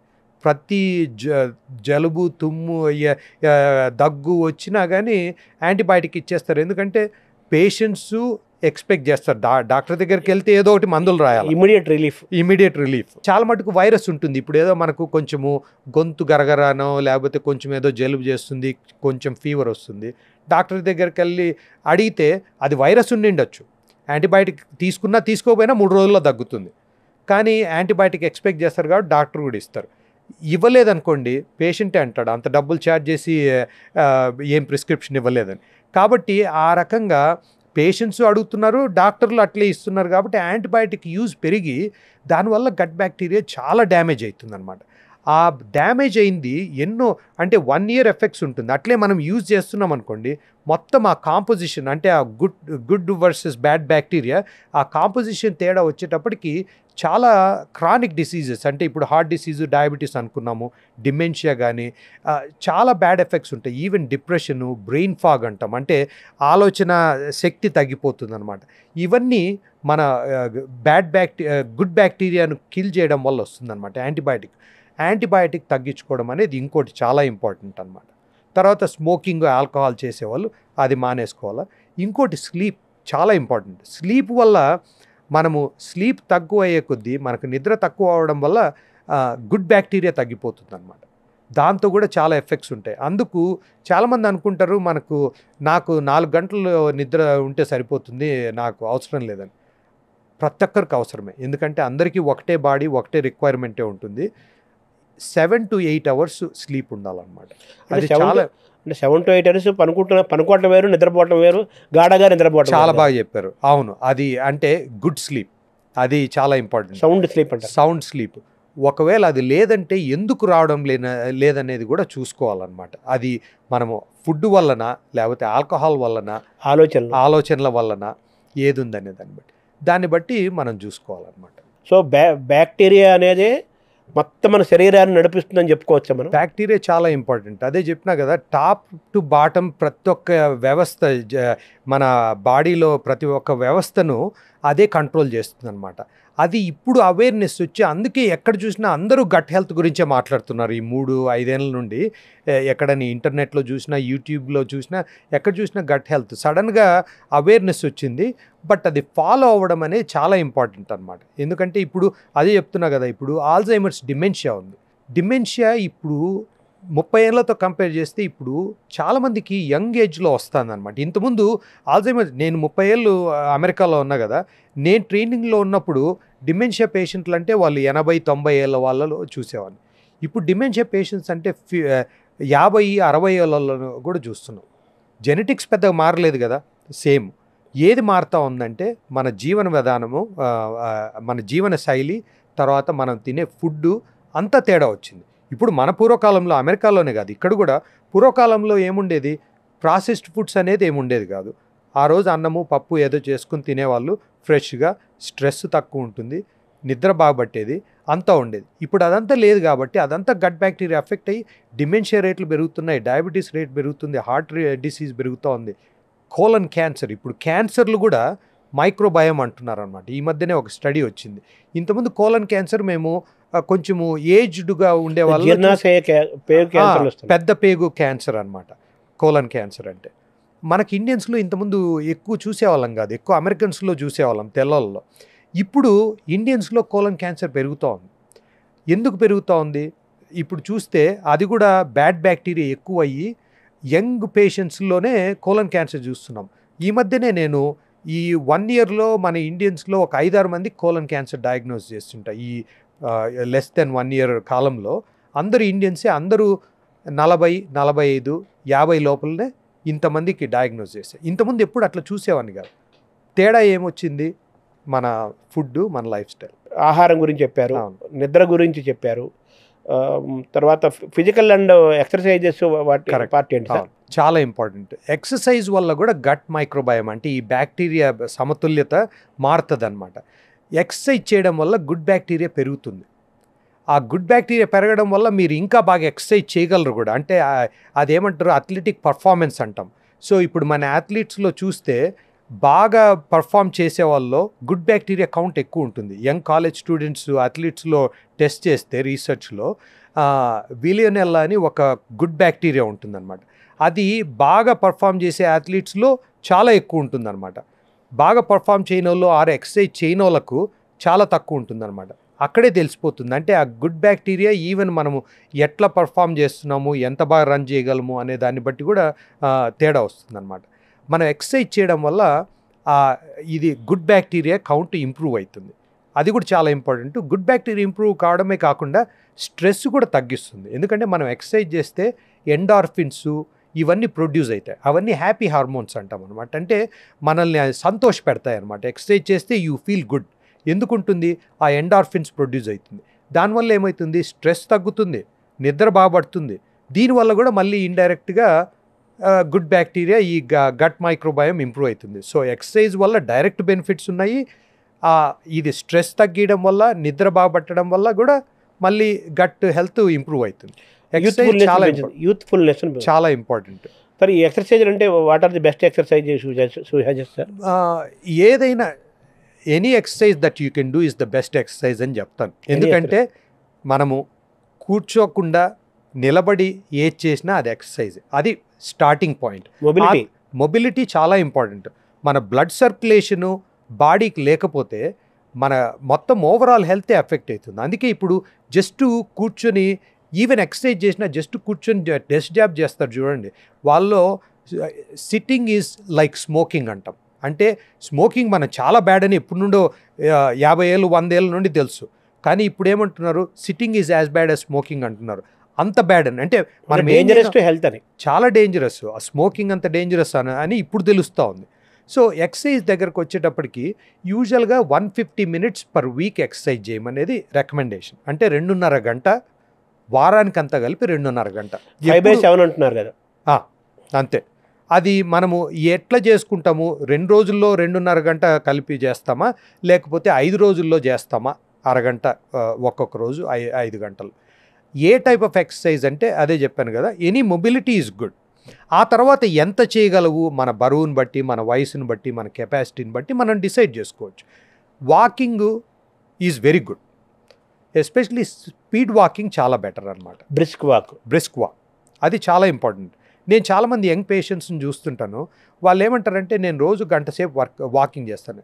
స్పీడ్ ఎంత చేస్తారంటే చాలా స్లోగా ఉంటుంది అనమాట. అంటే వాళ్ళు ఎట్లా అంటే ఫోన్ మీద మాట్లాడుకుంటా అట్లా చల్లగాలికి చేస్తుంటారు. గంటగా 4 కిలోమీటర్లు 3 కిలోమీటర్లు నడుస్తారు, అంతే ఉంటుంది. టైం వేస్ట్, వచ్చే ఉపయోగం చాలా తక్కువ ఉంటుంది. 20 నిమిషాలు చేసిన ఫోకస్డ్ ఎక్సర్సైజ్, ఫోను ఏం మాట్లాడకుండా జస్ట్ అదొక మిషన్ లాగా వాకింగ్ అనేది అది చేసేందుకే వెళ్ళినట్లు చేయాలన్నమాట. బాడీ మైండ్ రెండు ఎంజాయ్ చేయాలి, రెండు చేయాలా, ఫోకస్డ్. అది చాలా ఇంపార్టెంట్. అట్లా 20 minutes చేసిన బ్రిస్క్ వాక్ చేయడం వల్ల చాలా బెనిఫిట్స్ ఉన్నాయి. రన్నింగ్ చేయగలిగితే ఇంకొంచెం బెనిఫిట్స్ ఉంటాయి. తర్వాత హై ఇంటెన్సిటీ ఇంటర్వల్ ట్రైనింగ్ అంటాం, HIIT అని, HIIT. దాంతో ఇంకా చాలా బెనిఫిట్స్ ఉంటాయి. ఎస్పెషలీ మనకు బొజ్జ తగ్గాలన్నా, ఫ్యాట్ తగ్గాలన్నా, ఫ్యాట్ కరగాలన్నా, డయాబెటీస్ కంట్రోల్ కావాలన్నా, వీటన్నిటికీ హై ఇంటెన్సిటీ ఇంటర్వల్ ట్రైనింగ్. అంటే ఇప్పుడు మనం జంపింగు ఇట్లాంటివన్నీ కూడా మనము యోగాతో ఉండే బెనిఫిట్స్ ఉంటాయి. యోగాతో మన బాడీ ఫ్లెక్సిబిలిటీ పెరుగుతుంది, అదంతా పెరుగుతుంది, కానీ ఫిజికల్ ఎక్సర్సైజ్ తక్కువ ఉంటుంది. సో యోగా ఒక్కటి చేస్తే కూడా అంత బెనిఫిట్ ఉండదు. యోగా మంచిది, కానీ అదొక్కటి చేయడం వల్ల మంచిదిగా. దాంతోపాటు ఇంకోటి ఏదన్నా ఏరోబిక్ ఎక్సర్సైజ్ అంటాం, చెమట పట్టాల, ఆయాసం రావాలి. డ్యాన్స్ కూడా ఇది పార్ట్ ఆఫ్ ఎక్సర్సైజ్. డ్యాన్స్ కూడా ఎక్సర్సైజ్, అది హై ఇంటెన్సిటీ ఇంటర్వెల్ ట్రైనింగ్ అంటే అది కూడా డ్యాన్స్ కూడా. అట్లా విగరస్ ఎక్సర్సైజ్, ఎస్పెషలీ యంగ్గా ఉండే వాళ్ళకి నేను అదే చెప్తాను. స్లోగా వాక్ చేయడం వల్ల టైం వేస్ట్, ఏం బెనిఫిట్స్ రావు. ఇప్పుడు స్పిన్ బైక్ అని ఒకటి ఉంటుంది, అది హెవీ వీల్ ఉంటుంది, అది మనం 20 minutes చేసినా చాలా కష్టం. స్టేర్ మాస్టర్ అని స్టెప్స్ ఎక్కడం, మనకేం స్టేర్ మాస్టర్ అవసరం లేదు. మన ఇంట్లోనే మనకు స్టెప్స్ ఉన్నాయనుకోండి, అపార్ట్మెంట్ కాంప్లెక్స్లో పైదాకా ఒక 5 floors ఎక్కి 5 floors దిగి 5 floors ఎక్కి 10 సార్లు చేస్తే బెస్ట్ ఎక్సర్సైజ్. ఇంకేం అవసరం లేదు, మనకి ఏం ఎక్విప్మెంట్ అవసరం లే, గ్రౌండ్ అవసరం లేదు, కంపెనీ అవసరం లేదు. దాంతో ఉండే బెనిఫిట్స్ అన్నీ దాంట్లో ఉంటాయి. ఆర్థోపెడిక్ డాక్టర్లే మెట్లు ఎక్కొద్దంటున్నారు, మీరే మెట్లు ఎక్కమంటున్నారు. మెట్లు ఎక్కకుండా 50-60 వచ్చిన తర్వాత ఎక్కితే ఎక్కకూడదని ఎందుకు చెప్తారంటే, అప్పటికి మనకు మజిల్ స్ట్రెంగ్త్ ఉండదు. అప్పుడు మొత్తం మన లోడ్ అంతా నీస్ మీద పడుతుంది. ఇప్పుడు వయసు అయిపోయిన వాళ్ళు, ఆర్థరైటిస్ ఆల్రెడీ ఉందనుకోండి, మెట్లు ఎక్కడము దిగడము చేయకూడదు. అది కరెక్టే వాళ్ళు చెప్పేది. నేనేం చెప్తున్నానంటే, ఈ మజిల్స్ను స్ట్రెంగ్తన్ చేసుకోవాలన్నమాట. ఈ క్వాడ్రిసెప్స్ ఇవి ఉంటాయి కదా, థై మజిల్స్, ఇవి మనం స్ట్రెంగ్తన్ ముందు నుండి చేస్తే మనం 60 వచ్చిన తర్వాత కూడా అది చేసుకోవచ్చు. మనం ఎప్పుడు చేయకుండా ఆర్థరైటిస్ ఆల్రెడీ కొంచెం బిగినింగ్ వచ్చిందనుకోండి, వాళ్ళు చేస్తే ప్రాబ్లం. ఎందుకంటే మజిల్ సపోర్ట్ ఉండదు. నీకి మొత్తం ఈ చుట్టూ ఉన్న మజిల్సే సపోర్ట్ చేస్తాయి. మజిల్స్ స్ట్రాంగ్ చేసుకుంటే దెన్ చేయొచ్చు. బాడీ వెయిట్ మొత్తం ఇది మోస్తుంటుంది, ఇక్కడ మోస్తుంటుంది, దిగడం ఇంకా కూర్చున్నప్పుడే వెన్నెముక మోస్తుంది. అవును, కరెక్ట్. సో అందుకోసము ఇవి మనము డెఫినెట్గా చేయొచ్చు. ఆర్థరైటిస్ ఆల్రెడీ ఉందంటే అప్పుడు కావాలంటే వేరే ఎక్సర్సైజ్ చేసుకోవచ్చు. అప్పుడు brisk walking is very good అట్లాంటి వాళ్ళకి. IBS మీద పుస్తకం కూడా రాశారు, మీరు బుక్ రాశారు. అవును, అది అమెజాన్ ది బెస్ట్ సెల్లర్గా కూడా బాగా పాపులర్ అయింది. IBS కూడా most important subject, most current topic కూడా, ఎవర్ ఎండింగ్ టాపిక్. అవును, also it is a current topic. IBS గురించి మాట్లాడుకుందాం సార్. ఇరిటబుల్ బౌల్ సిండ్రోమ్ అంటే పేరులోనే ఉంది. ఇరిటబుల్ అంటే మన బౌల్స్ తొందరగా ఇరిటేట్ అవుతాయి అన్నమాట. అంటే చాలా సెన్సిటివ్గా ఉంటాయి. ఏ కొంచెము తేడా వచ్చినా స్ట్రెస్ లెవెల్ తేడా వచ్చినా, ఫుడ్ తేడా వచ్చినా, బౌల్ అంటే మన కడుపు అని అనుకోవాలా? బౌల్ అంటే పేగులు, పేగు. కడుపు పేగులు అంతా. బౌల్ అంటే కరెక్ట్ మీనింగ్ అంటే పేగులు. సో దాంతో ఇప్పుడు ఇరిటబుల్ బౌల్ ఉండేవాళ్ళు, అది ఎంత కామన్ అంటే, నేను బుక్ రాసింది కూడా అందుకే, అది చాలా కామన్. మనకు చాలామందికి తెలియదు మనకి ఇరిటబుల్ బౌల్ సిండ్రోమ్ ఉందని. చాలామంది వస్తుంటారు, గ్యాస్ ప్రాబ్లము, అసిడిటీ, ఇది అంటారు. చూస్తే చాలామందికి ఐబిఎస్ ఉంటుంది. మనం వరల్డ్ పాపులేషన్ చూసుకుంటే, ఇండియా వాళ్ళు కానీ అమెరికా వాళ్ళు కానీ, ఇరిటబుల్ బౌల్ సిండ్రోము నలుగురిలో ఒక్కరినన్నా అఫెక్ట్ చేస్తుంది. 25 to 30% of the world population irritable bowel syndrome. అంటే ఏమేమి ఉంటాయి సార్ ఐబిఎస్లో? ఐబిఎస్లో ఒకటి కడుపు నొప్పి ఉంటుంది, రెండోది డయేరియా ఉంటుంది, మలబద్ధకం ఉంటుంది, మూడోది కాన్స్టిపేషన్, తర్వాత బ్లోటింగ్. ఈ 4 బ్లోటింగ్ అంటే కడుపు ఉబ్బటమా? ఉబ్బడం, అవును. గ్యాస్ ఎక్కువ ఫామ్ అవ్వడము, గ్యాస్ ఎక్కువ పాస్ చేయడము, ఇదంతా. ఈ 4 ఉంటాయి. 4 ఉండాల్సిన అవసరం లేదు. కొంతమందికి కడుపు నొప్పి, మలబద్ధకము, బ్లోటింగ్ ఉండొచ్చు, కొంతమంది కడుపు నొప్పి, డయేరియా ఉండొచ్చు, ఇవన్నీ. దాన్ని సిండ్రోమ్ అని ఎందుకు అంటామంటే, ఇప్పుడు డయాబెటీసే తీసుకున్నాం అనుకోండి, అది డిసీజ్ అంటాము, దీన్ని సిండ్రోమ్ అంటాం. అంటే డిఫిషియన్సీ అంటారు ఇది? ఎయిడ్స్ అనగానే ఎక్వైర్డ్ ఇమ్యూన్ డిఫిషియన్సీ సిండ్రోమ్ అంటారు. కాదు, అది ఒకప్పుడు అనేవాళ్ళు. ఎయిడ్స్ అని ఎందుకు అనేవాళ్ళు అంటే అది అట్లే ఉండిపోయింది. సిండ్రోమ్కు డిసీజ్కు తేడా ఏమంటే, డిసీజ్ అంటే ఒక్క డిసీజ్ విత్ డెఫినెట్ కాజ్ అనమాట. ఇప్పుడు డయాబెటీస్ తీసుకుంటే ఇంతమంది అన్నట్టు ఇన్సులిన్ తగ్గితే డయాబెటీస్ వస్తుంది, అది మనకు క్లియర్గా తెలుసు, అందుకు దాన్ని డిసీజ్ అంటాం. సిండ్రోమ్ ఏమంటే గ్రూప్ ఆఫ్ సిమ్టమ్స్ అనమాట. ఇప్పుడు నేను చెప్పిన 4 సిమ్టమ్స్ ఉంటాయి. ఇట్లా సిమ్టమ్స్ అన్నీ ఉంటాయి, కానీ మనకు వీటి వల్ల అది దేనివల్ల వస్తుందనే కాజ్ తెలియదు అనమాట. కారణం తెలియదు కాబట్టి సిండ్రోమ్ అంటాం. ఒకసారి తెలియకపోతే సిండ్రోమ్. అవును, ఒక గ్రూప్ ఆఫ్ సిమ్టమ్స్ ఉండి దానికి కారణం తెలియకపోతే సిండ్రోమ్ అంటాం. ఎయిడ్స్ మొదట్లో వచ్చినప్పుడు, ఇంకా వైరస్ కనిపెట్టినప్పుడు ఎయిడ్స్ సిండ్రోమ్ అని అప్పటికి వచ్చేసింది. ఇప్పుడు ఎయిడ్స్ అనేది వాడే తక్కువ అయిపోయింది, ఎందుకంటే మనకు దాని గురించి చాలా బాగా తెలుసు కాబట్టి. ఇప్పుడు HIV ఇన్ఫెక్షన్ అంటాం, అంతే, డిసీజ్లోకి వచ్చింది. ఇరిటబుల్ బౌల్ సిండ్రోము అదే చెప్పాను కదా, ఈ సిమ్టమ్స్ ఉంటాయి. ఇది ఇంత కామన్ కాబట్టే బుక్ రాసింది, ఎందుకంటే చాలామందికి అవేర్నెస్ ఉండదు అనమాట. ఇరిటబుల్ బౌల్ సిండ్రోమ్ ఎందుకు వస్తుందంటే, కరెక్ట్గా రీజన్ అయితే తెలియదు, అందుకే సిండ్రోమ్ అంటున్నాము.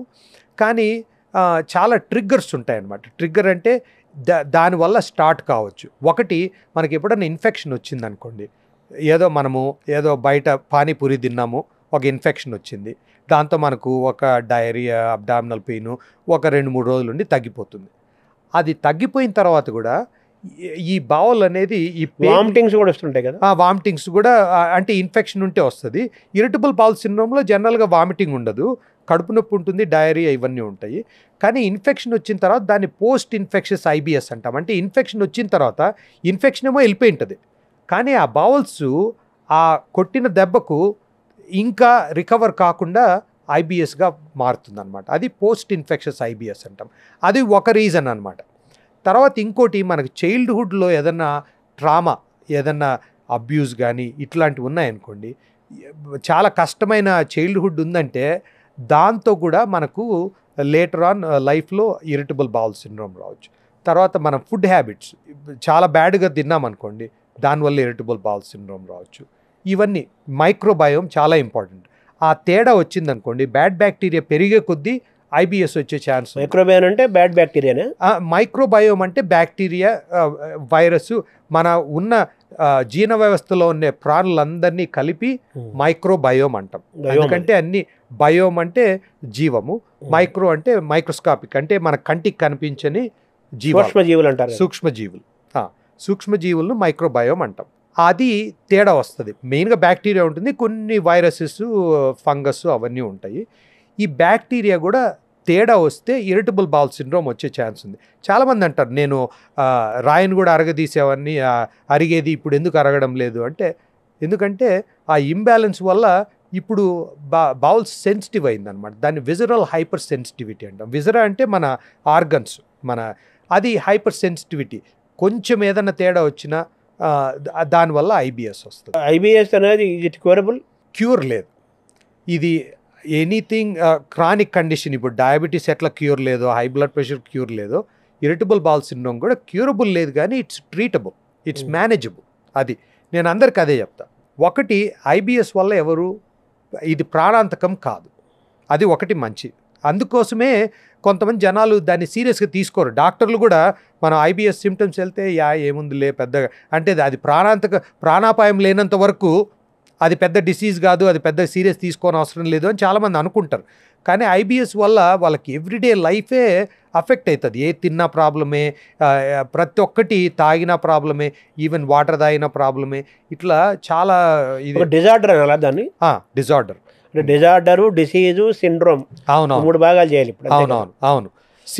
ఇది డిసీజ్ అయినా సిండ్రోమ్ అయినా ఒక డిజార్డరే, ఎందుకంటే అది నార్మల్ కాదు. It's not in order, it's disorder. కానీ దానివల్ల లైఫే చాలా మారిపోతుంది. ఎట్లా ఏం తినాలన్న టెన్షన్ ఉంటుంది. కాబట్టి దాన్ని కొంచెం సీరియస్గా తీసుకొని మేనేజ్ చేయగలిగితే చాలా క్వాలిటీ ఆఫ్ లైఫ్ చాలా ఇంప్రూవ్ అవుతుంది అనమాట. 24 అవర్స్ స్టమక్ ఏక్ అనేది అది బాగా వినపడేది ఆ మధ్యకాలంలో. ఈ మధ్య కొంచెం తగ్గింది, ఇప్పుడు కూడా వస్తుంది. అది ఎందులోకి వస్తుంది? ఐబిఎస్లోకి వస్తుంది. అది రాదు, అది ఇన్ఫెక్షన్ వల్ల వస్తుంది. 24 అవర్ బగ్ అంటాము అమెరికాలో, అది వైరస్ వల్ల వస్తుంది అనమాట. ఆర్ బ్యాక్టీరియా, ఫుడ్ పాయిజనింగ్ వల్ల వస్తుంది. ఈ 2 రీజన్ల వల్ల వస్తుంది. ఫుడ్ పాయిజనింగ్ అంటే ఇప్పుడు అదే అన్నా కదా, ఎక్కడన్నా బయట తిన్నాము, క్లీన్గా లేదు, వాటర్ క్లీన్గా లేదు, ఆర్ ఫుడ్ క్లీన్గా చేయకపోతే దానివల్ల వస్తుంది. అది ఫుడ్ పాయిజనింగ్. బ్యాక్టీరియాయిడిస్ అనే బ్యాక్టీరియాతో వస్తుంది. యూజువల్గా 24 అవర్స్ 48 అవర్స్ ఉండి వెళ్ళిపోతుంది. మనం ఏం చేయకపోయినా కానీ ఏం కాదు. దానికి బాగా కొంచెం రెస్ట్ తీసుకొని వాటర్ బాగా తాగి కొంచెం తక్కువ తిని అట్లా లిక్విడ్ డయట్ మీద అట్లా ఉంటే అదే తగ్గిపోతుంది. అంటే ఈ కడుపు నొప్పి కొంతమందికి ఆపరేషన్ చేయకపోతే చచ్చిపోయే అది ఉంది కదా, అది వేరు. అది దానివల్ల అంటే అది మనము 24 అవర్ ఇన్ఫెక్షనా లేకపోతే ఇంకా ఏదైనా సీరియసా అనేది మనము చూసుకోవాలి. ఇప్పుడు సడన్గా ఫీవర్ వచ్చింది, కడుపు నొప్పి చాలా ఉంది, డాక్టర్ని చూడాల్సి వస్తుంది. ఎందుకంటే అది 24 అవర్ ఇన్ఫెక్షను, అపెండిసైటిస్ కూడా ఉండొచ్చు కదా, గాల్ బ్లాడర్ ప్రాబ్లం ఉండొచ్చు, లేకపోతే ఇంకేదైనా ఇన్ఫెక్షన్ ఉండొచ్చు, ఆపరేషన్ అవసరం రావచ్చు. అందుకు డాక్టర్ని చూడాలి. యూజువల్గా ఎట్లుంటుందంటే ఫీవరు, చిల్స్ అంటే బాగా చలి, వణుకుడు జ్వరం వచ్చిందనుకోండి, డెఫినెట్గా చూపించుకోవాలి. డాక్టర్ దగ్గరికి వెళ్ళి అట్లీస్ట్ మనము ఎగ్జామిన్ చేసుకుని బ్లడ్ టెస్ట్లు ఏదన్నా ఒకసారి అల్ట్రాసౌండో సిటీ స్కానో ఏదో తీయాల్సి వస్తుంది. అపెండిసైటిస్ ఎందులోకి వస్తుంది సార్? అపెండిసైటిస్ టోటల్గా డిఫరెంట్ ప్రాబ్లమ్, నా సబ్జెక్టే, కానీ అది టోటలీ డిఫరెంట్ డిజార్డర్. అది కూడా డిజార్డరే. దాంతో అపెండిక్స్ అనేది మనకు అందరికీ ఉంటుంది. అది వెస్టిజియల్ ఆర్గన్ అంటాం, అంటే దాంతో ఉపయోగం లేదు. అది మనకు మన హ్యూమన్ ఎవల్యూషన్లో వచ్చింది. అది వచ్చే కొద్దీ అది సైజ్ తగ్గుతూ ఉంది. దాంట్లో ఇన్ఫెక్షన్ వస్తే ఆర్ ఇన్ఫ్లమేషన్ వస్తే అపెండిసైటిస్ అని వస్తుంది. అది బర్స్ట్ అయిందంటే చాలా సీరియస్ ఇన్ఫెక్షన్ వచ్చి ప్రాణానికే హాని కావచ్చు. అది వచ్చిందంటే మాత్రం ఇమీడియట్గా ఆపరేషన్ చేసుకోవాలి, దానికి మందులు ఏం లేవు. మీరు మ్యారథాన్ రన్నర్, మొత్తం డాక్టర్స్లోనే వరల్డ్ మ్యారథాన్ రన్నింగ్లో పాల్గొన్న వాళ్ళు చాలా తక్కువ మంది ఉంటారు నాకు తెలిసి. ఇండియన్స్ ఎంతమంది ఉన్నారో మనకు తెలియదు. బట్ బీయింగ్ అన్ ఇండియన్, మొత్తం 7 కాంటినెంట్స్ అంటే 7 ఖండాల్లోనూ, ప్రపంచంలోని అన్ని ఖండాల్లోనూ మీరు దాదాపు 103 సార్లు మీరు పాల్గొన్నారు కదా. సో ఇప్పుడు మీ ఆడవాళ్ళ వయసు అడగకూడదు అంటారు కదా, మీరు మగవాళ్ళు కాబట్టి మీ వయసు అడగచ్చు. ఇప్పుడు how old are you sir? 54 అండి. సో ఇప్పుడు మీరు మ్యారథాన్ రన్ నిన్న కూడా బాంబేలో చేసి ఇచ్చారు కదా రన్నింగ్ అనేది. రన్నింగ్కి, ఫిజికల్ హెల్త్కి, రన్నింగ్కి, మెంటల్ హెల్త్కి ఉన్న లింక్ ఏంటి? తర్వాత ఏమో ఈ ఆర్థోపెడిక్స్ డాక్టర్ వాళ్ళు ఏం సజెస్ట్ చేసి ఉంటారు, వాళ్ళు ఆర్థోపెడిక్స్ ఏమంటారంటే రన్నింగ్ చేయొద్దు, వాకింగ్ కూడా చేయండి, జాగ్రత్త చేయండి, కానీ రన్నింగ్ చేస్తారు, రన్నింగ్ అవాయిడ్ రన్నింగ్ అంటారు వాళ్ళు. సో మీరు రన్నింగ్ చేస్తారు at the age of 54 also. So running, marathon running, physical health, mental హెల్త్ను మనం ఎలా చూడాలి? రన్నింగ్ చాలా బెనిఫిట్స్ ఉన్నాయండి. ఇప్పుడు ఆర్థోపెడిక్ డాక్టర్లు ఎందుకు చెప్తారంటే ఇంతకుముందు అన్నట్లు మెట్లు ఎక్కకూడదు అనే సేమ్ కాన్సెప్టే. మనము ఆర్థరైటిస్ ఆల్రెడీ ఉన్న వాళ్ళు రన్నింగ్ చేస్తే దానివల్ల చాలా ఇది బరువు పడ్డం వల్ల, ఎందుకంటే మనం అన్నిసార్లు మనము ఇదే ట్యాప్ చేస్తున్నాం కాబట్టి నీస్ డ్యామేజ్ అయ్యే ఛాన్స్ ఉంది ఆర్థరైటిస్ ఉన్న వాళ్ళకి. ఆర్థరైటిస్ లేకుండా యంగ్గానే స్టార్ట్ చేస్తే దానివల్ల చాలా ఉపయోగాలు ఉన్నాయి. అది నీస్కి చాలా స్టడీస్ ఉన్నాయి, వరల్డ్లో చాలామంది మ్యారథాన్ రన్నర్స్ మీద స్టడీ చేశారు. చాలా మటుకు స్టడీసు ఆర్థరైటిస్ రాదు, ఆర్థరైటిస్ ఇంకా ప్రొటెక్షన్ ఉంటుంది, దానివల్ల ఆర్థరైటిస్ వచ్చే అవకాశం తగ్గుతుంది అని కూడా చాలా స్టడీస్ ఉన్నాయి. కాబట్టి అది తప్పు. ఆర్థరైటిస్ ఉండే వాళ్ళు చేయకూడదు, కానీ మిగతా వాళ్ళందరూ చేయొచ్చు. ఇప్పుడు మనకు 60 ఏళ్ళు వచ్చింది, ఆర్థరైటిస్ ఉంది, అప్పుడు రన్నింగ్ స్టార్ట్ చేయకూడదు. నేను కొంచెం లేట్గానే స్టార్ట్ చేశాను, నేను 46 అప్పుడు స్టార్ట్ చేశాను. అంతవరకు ఏ రోజు నేను రన్నింగ్ చేసేవాడిని కాదు. 46 అప్పుడు స్టార్ట్ చేశాను. 100 మ్యారథాన్లు 8 ఏళ్లలో చేశాను అనమాట. అంటే ఎన్ని వేల మైళ్ళు పరిగెత్తాను. అంత చేసినా నాకైతే ఏమి అస్సలు ఆర్థరైటిస్ ప్రాబ్లం లేదు. మనము ప్రాపర్ ప్రికాషన్స్ తీసుకుంటే ఏ ఏజ్లో అయినా రన్నింగ్ చేయొచ్చు. అది మెయిన్గా స్ట్రెచ్చింగ్లు బాగా చేసుకోవాలా, ట్రైనింగ్ బాగుండాలా, స్లోగా ఇంప్రూవ్ చేయాలా, స్పీడ్ కానీ డిస్టెన్స్ కానీ, ఇవంతా జాగ్రత్తలు తీసుకొని మంచి షూజు, కరెక్ట్ ఫిట్ అయిన షూజు, ఇవన్నీ చూసుకుంటే మనం 80 ఏళ్ళు కాదు 90 ఏళ్ళ వరకు కూడా రన్నింగ్ చేయొచ్చు. అది అసలు ప్రాబ్లం లేదు. అంటే మీరు రన్నింగ్ ఇప్పుడు మీ మ్యారథాన్ గురించి ఒకసారి చెప్పండి సార్. నేను అదే 2016లో ఫస్ట్ మ్యారథాన్ చేశాను. అప్పటికి నాకు 46. అది ఫస్ట్ 2016 డిసెంబర్లో డాలస్లోనే ఫస్ట్ మ్యారథాన్ చేశాను. ఆ తర్వాత ఈ కోవిడ్ వల్ల నేను 2016లో స్టార్ట్ చేసిన 2019 వరకు 7-8 చేశాను అంతే. తర్వాత కోవిడ్ వచ్చిన తర్వాత ఒక 2.5 years ఎక్కడ మ్యారథాన్ రేసులు లేవు, నేను చేయాలనుకున్నా ఉండేది కాదు. మామూలుగా ఇంటి దగ్గర ట్రెడ్మిల్లో అట్లా చేసేవాడిని. 2021 వ్యాక్సిన్ అంతా వచ్చి కొంచెం మ్యారథాన్ స్టార్ట్ అయ్యేటప్పటికి నేను అప్పుడు చాలా చేశాను అనమాట. 2022 నేను 38 మ్యారథాన్లు చేశాను. అది రికార్డ్ అన్నమాట. ఒకటే ఇయర్లో 38 మ్యారథాన్లు. అంటే ప్రతి నెల 3 నుండి 6 వరకు చేసేవాడిని. కొన్ని వీకెండ్లు అయితే సాటర్డే సండే 2 మ్యారథాన్లు, 2 రోజుల్లో 2 మ్యారథాన్లు కూడా చేశాను అనమాట. అట్లా చేశాను. నా పర్సనల్ ఎక్స్పీరియన్సే నేను చెప్తున్నాను. నేను అంతకుముందు ఫిట్గా లేనని చెప్పేవాడిని కాదు, కానీ అప్పుడు కూడా టెన్నిస్ ఆడేవాడిని, బాస్కెట్బాల్ ఆడేవాడిని. ప్రతి ఒక్క స్పోర్ట్కు ఏదో ఒక కంపెనీ కావాలన్నమాట. ఇప్పుడు మనం టెన్నిస్ ఆడాలంటే ఒక ఫ్రెండ్కి కాల్ చేయాలా, వీలు ఉండాలా, కోర్టుకి వెళ్ళాలా, అది షూజు, ర్యాకెట్, బాల్ ఇవన్నీ ఉంటాయి. బాస్కెట్బాల్ అంటే కంపెనీ ఉండాలా, కోర్టు ఫ్రీగా ఉండాలా, ఇవన్నీ ఉంటాయి అన్నమాట. రన్నింగ్ అయితే బెస్ట్ ఎక్సర్సైజ్. ఎందుకంటే షూజు, టీషర్టు, షార్ట్స్ వేసుకుని యూ కెన్ స్టార్ట్ రన్నింగ్. చాలా ఈజీ, ఖర్చు లేని పని, చాలా బెనిఫిట్స్ ఉంటాయి. రన్నింగ్ చేయగలిగితే అది బెస్ట్ ఫార్మ్ ఆఫ్ ఎక్సర్సైజ్. ఇంకా ఫిజికల్, సో నా విషయానికి వస్తే అంటే ఫిజికల్ నా ఓన్ ఎక్స్పీరియన్సే చెప్తాను. ఫిజికల్గా నాకు కొంచెం బార్డర్ లైన్ హై కొలెస్ట్రాల్ ఉండేది. ఇప్పుడు పర్ఫెక్ట్గా ఉంది. గుడ్ కొలెస్ట్రాల్ ఎక్కడికో వెళ్ళిపోయింది, చాలా ఎక్కువ ఉంది, విచ్ ఇస్ గుడ్. తర్వాత బ్యాడ్ కొలెస్ట్రాల్ చాలా తగ్గిపోయింది. మందులు తీసుకునే వాళ్ళకంటే నేను రన్నింగ్ వల్ల నా కొలెస్ట్రాల్ ఇంకా బెటర్గా ఉందన్నమాట. షుగర్ లెవెల్స్ కూడా మెయింటైన్ చేస్తారు. షుగర్ లెవెల్ చాలా, నాకు ఇప్పుడు షుగర్ ప్రాబ్లం లేదు, కానీ ఇప్పుడు షుగర్ లెవెల్ కూడా పర్ఫెక్ట్గా ఉంటుందన్నమాట. ఎప్పుడు బరువు, మజిల్ పెరగడము, ఫ్యాట్ కాంటెంట్ తగ్గడము, ఇవన్నీ నాకు ఫిజికల్ బెనిఫిట్స్. తర్వాత మెంటల్ బెనిఫిట్స్ చాలా ఎక్కువ ఉంటుంది అన్నమాట. స్ట్రెస్ మేనేజ్మెంట్ చాలా ఇంపార్టెంట్. ఇప్పుడు డాక్టర్గా బాగా హై స్ట్రెస్ జాబ్. ఎందుకంటే నైట్స్, వీకెండ్స్, ఎమర్జెన్సీలు, మా మధ్యరాత్రి వెళ్ళి ఏవో ప్రొసీజర్లు చేస్తాము, నిద్ర ఉండదు, మళ్ళీ పొద్దున్నే మనకు ఓపీ, మన ఇది ప్రొసీజర్లు అవన్నీ ఉంటాయి. సో రాత్రి ఏదో ఎమర్జెన్సీ వచ్చిందని పొద్దున్న మనం పని చేయకుండా ఉండలేము, ఇవన్నీ ఉంటాయి. దాంతో మనం అనుకోకుండానే బాడీ మీద మెంటల్ అండ్ ఫిజికల్ స్ట్రెస్ ఉంటుంది. నాకు రన్నింగు మంచి స్ట్రెస్ రిలీఫ్ అనమాట. నేనేమంటానంటే that is my meditation in motion. అంటే నాకు మెడిటేషన్ చేసే వాళ్ళకి ఎంత బెనిఫిట్స్ ఉంటాయో నాకు రన్నింగ్ అంతకంటే ఎక్కువ బెనిఫిట్స్ ఉంటాయి. నేను ఎప్పుడు మెడిటేషన్ ఇంతవరకు చేయలేదు, కానీ నాకు అవసరం రాలేదు. ఎందుకంటే రన్నింగ్ ఈజ్ మై మెడిటేషన్. ఒక జోన్లోకి వెళ్ళిపోతాం అనమాట. అది ఫ్లో స్టేట్ అంటాం. ఆ ఫ్లో స్టేట్కి వెళ్ళిపోయినప్పుడు అసలు క్లియర్ థాట్స్ ఉంటాయి, బాడీ అండ్ మైండ్ టోటల్గా రిలాక్స్ అవుతుంది. ఫస్ట్లో పరిగెత్తినప్పుడు అదంతా రాదు, ఫస్ట్లో గస వస్తుంది అంతే, ఇంకేం బెనిఫిట్స్, ఆయాసం వస్తుంది. కానీ ఒకసారి అలవాటు అయిన తర్వాత యూ విల్ స్టార్ట్ ఎంజాయింగ్ అనమాట. ఆ ఎంజాయ్ చేయడం స్టార్ట్ చేసిన తర్వాత ఉండే బెనిఫిట్స్ అది వచ్చేంత వరకు ఓపిక్గా వెయిట్ చేసి చేయాలి. చాలామంది ఏమనుకుంటారంటే ఒక 2-3 రోజులు చేస్తారు, రన్నింగ్ నా వల్ల కాదని మానేస్తారు.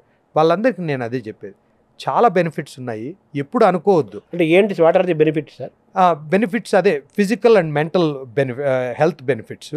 బరువు తగ్గడము, డయాబెటీస్ కంట్రోల్ కావడము, కొలెస్ట్రాల్ గురించి మాట్లాడుకున్నాము, హార్ట్ డిసీజ్ ఉన్న వాళ్ళు కూడా చేయడం వల్ల వాళ్ళకు చాలా ఇంప్రూవ్మెంట్ ఉంటుంది అనమాట. హార్ట్ ఫంక్షన్ ఇంప్రూవ్ అవుతుంది. ఎందుకంటే ఇప్పుడు హార్ట్ అటాక్ వచ్చిందంటే కొంచెము ఆ హార్ట్లో ఒక మజిల్ డ్యామేజ్ అయి ఉంటుంది, కాబట్టి వాళ్ళకి తక్కువ మజిల్ ఉంటుంది, కాబట్టి వాళ్ళ పంపింగ్ కెపాసిటీ కూడా తక్కువ ఉంటుంది.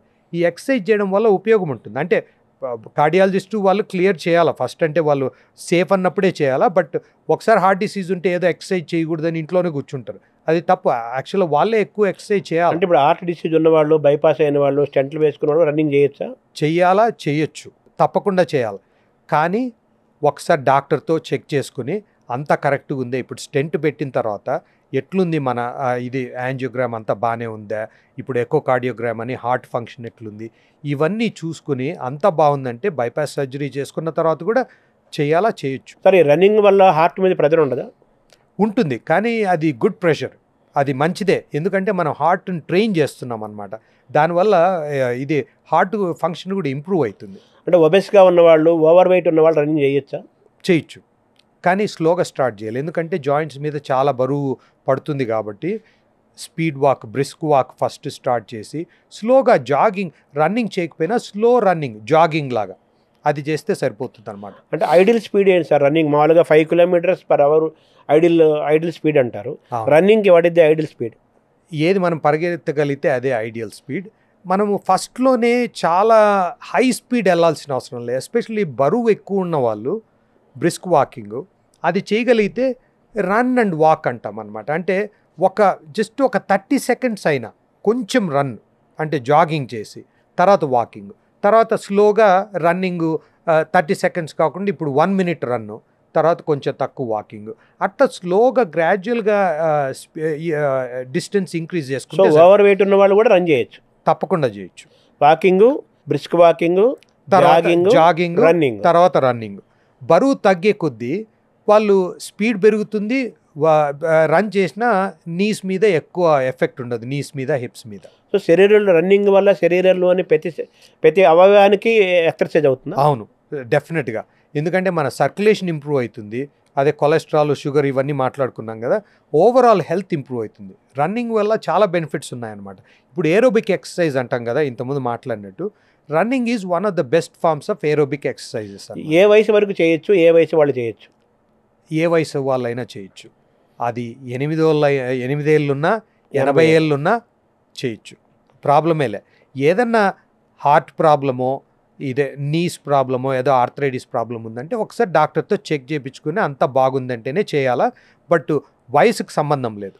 ఎవరైనా swimming is the best exercise అంటారు కదా, మరి what is the difference between swimming and running? Both are very good. స్విమ్మింగ్తో ఇంకా బెనిఫిట్స్ ఉంటాయి, ఎందుకంటే అప్పర్ బాడీ కూడా వర్క్ చేస్తుంది అనమాట. అది ఇంకా ఓవరాల్గా ఇంకా బెనిఫిట్స్ ఉంటాయి. బట్ స్విమ్మింగ్తో ప్రాబ్లం ఏమంటే మనకు ఒక స్విమ్మింగ్ పూల్ ఉండాలా, వాటర్ క్లీన్గా ఉండాలా, దానికి ఒక ప్లానింగ్, తర్వాత మళ్ళీ దానికి ఇన్ఫ్రాస్ట్రక్చర్ కావాలి, ఇన్ఫ్రాస్ట్రక్చర్ అదంతా ఉండాలి. రన్నింగ్ అయితే అదంతా అవసరం లేదు. అందుకు స్విమ్మింగ్తో బెనిఫిట్స్ ఎందుకు ఎక్కువ అంటే అది ఏరోబిక్గా మంచి ఎక్సర్సైజు, దాంతో కూడా బాడీ అంతా హార్ట్కు, బరువు తగ్గడానికి, కొలెస్ట్రాల్కి అన్నిటికీ ఉపయోగపడుతుంది. ఇంకా అడిషనల్ బెనిఫిట్ ఏముంటుందంటే స్విమ్మింగ్తో అప్పర్ బాడీ ఎక్కువ మూవ్ చేస్తాం కాబట్టి ఈ మజిల్స్, చెస్ట్ మజిల్స్, మన షోల్డర్ మజిల్స్ ఇవన్నీ కూడా బాగా ఇంప్రూవ్ అవుతుంది అనమాట. ఒక వయసు వచ్చిన తర్వాత ఓన్లీ ఏరోబిక్ ఎక్సర్సైజ్ చేస్తే సరిపోతుంది. ఎస్పెషలీ 50 తర్వాత మనకు చాలా మజిల్ లాస్ ఉంటుంది అనమాట, మజిల్స్ సైజ్ తగ్గిపోతూ వస్తుంది. వాకింగ్కి ఈ తార్ రోడ్లు, ప్లెయిన్ రోడ్లు కాకుండా మట్టి రోడ్లు నడిస్తే మంచిది అంటారు. సో రన్నింగ్కి ఎటువంటి ఫ్లోర్ని ఎంచుకోవాలి? ఎంత సాఫ్ట్గా ఉంటే అంత బెటర్. గడ్డిలో నడవడము, రన్నింగ్కు కానీ నడవడానికి కానీ గడ్డి బెస్ట్, తర్వాత మట్టి, తర్వాత తార్ రోడ్డు. అస్సలు వర్స్ట్ అంటే కాంక్రీట్ ఎందుకంటే ఎక్కువ చాలా హార్డ్గా ఉంటుంది కాబట్టి రీబౌండ్ ఉండదన్నమాట. సో ఎక్కువ మన నీస్ మీద, హిప్స్ మీద ఎక్కువ ఇది ఎఫెక్ట్ ఉంటుందన్నమాట. అందుకు గడ్డిలో కానీ ఇసుకలో కానీ నడిస్తే మనకు బెనిఫిట్స్ ఎక్కువ ఉంటాయి. ఇప్పుడు రన్నింగ్ చేసేటప్పుడు బీపీ లెవెల్స్ పెరగవా? లేదు, హార్ట్ రేట్ పెరుగుతుంది కానీ బీపీ యాక్చువల్గా తగ్గుతుంది దానివల్ల కూడా. అది కూడా ఒక బెనిఫిట్. ఎందుకంటే మనం హార్ట్ రేటు అది ఇంక్రీజ్ చేయడం వల్ల మన హార్ట్ ఫంక్షన్ను ఇంప్రూవ్ చేస్తున్నాం అనమాట, దాన్ని కూడా పరిగెత్తిస్తున్నాం. దానివల్ల ఇప్పుడు ఏదైనా కొంచెము మనకు బ్లడ్ ఫ్లో కొంచెం తగ్గిందనుకోండి, ఏదైనా మన బ్లడ్ వెజల్లో కొంచెం నేరోగా ఉందంటే హార్ట్ ఫిట్గా లేదనుకోండి, హార్ట్ అటాక్ వచ్చే ఛాన్స్ ఉంది, హార్ట్ ఫెయిల్యూర్ వచ్చే ఛాన్స్ ఉంది. మనం హార్ట్ని కండిషన్ చేస్తున్నాం కాబట్టి, అంటే దాన్ని ట్రైన్ చేస్తున్నాం కాబట్టి అట్లాంటిది ఏదైనా వచ్చినప్పుడు తట్టుకోగలదు అనమాట. డాక్టర్స్ అనగానే ప్రాక్టీస్ ఎలాగో ఉంటుంది, రీసెర్చ్ ఉంటుంది. మీరు మీ సబ్జెక్టు మీరు జనాల్లోకి ఎలా తీసుకెళ్తున్నారు, ఏమేమి మార్గాలు? ఒకటి, నేను లెక్చర్స్, టాక్స్ ఇస్తుంటాను జనరల్ పబ్లిక్, మన గట్ హెల్త్ గురించి కానీ, ఓవరాల్ హెల్త్, గట్ హెల్తే అవసరం లేదు, just heart disease, diabetes management, diet and life style గురించి మాట్లాడుతుంటాను. ఆ టాక్స్ అవి మామూలు జనరల్ పబ్లిక్, డాక్టర్స్కు అట్లా ఇస్తుంటాను. జర్నల్స్కి రాస్తుంటారు. అది రెండోది జర్నల్స్కు, రీసెర్చ్ పబ్లికేషన్స్ కానీ లేకపోతే బ్లాగ్ ఆర్టికల్స్ రాస్తుంటాను. అది నేను ఎవ్రీ మంత్ కొన్నన్న రాస్తుంటాను అనమాట. అదంతా ఏంది సర్వీస్. అంతే మెయిన్గా జనరల్ పబ్లిక్కు మనం ఎడ్యుకేషన్, అవేర్నెస్ తీసుకురావడానికి ఆ రెండు చేస్తాను. అది ఎప్పటి నుండో చేస్తున్నా, చాలా ఇయర్స్ నుండి చేస్తాను. కొత్తగా ఈ మధ్య యూట్యూబ్ ఛానల్ కూడా స్టార్ట్ చేశాను. మీ పేరుతోటి? నా పేరుతోనే డాక్టర్ కేతు అంటే యూట్యూబ్ ఛానల్ ఉంటుంది. DRKETH YouTube channel. ఎందుకు స్టార్ట్ చేశానంటే ఇంటర్నెట్లో చాలా ఇన్ఫర్మేషన్ కంటే మిస్ఇన్ఫర్మేషన్ చాలా ఎక్కువ. మనకు చాలామంది టిక్టాక్ ఇక్కడ లేదనుకోండి ఇండియాలో, అక్కడ యుఎస్లో టిక్టాక్ ఉంది, ఇన్స్టాగ్రాము, ఫేస్బుక్, యూట్యూబ్. అక్కడంతా ఏమంటే డాక్టర్లు కానోళ్ళు, వాళ్ళని నేను టిక్టాక్ డాక్టర్లు అంటాను. అక్కడ వాళ్ళు డాక్టర్లు కాదు కానీ టిక్టాక్లో మాత్రం డాక్టర్లు అనమాట. వాళ్ళు ఏదో హెల్త్ అడ్వైజ్ ఇస్తారు.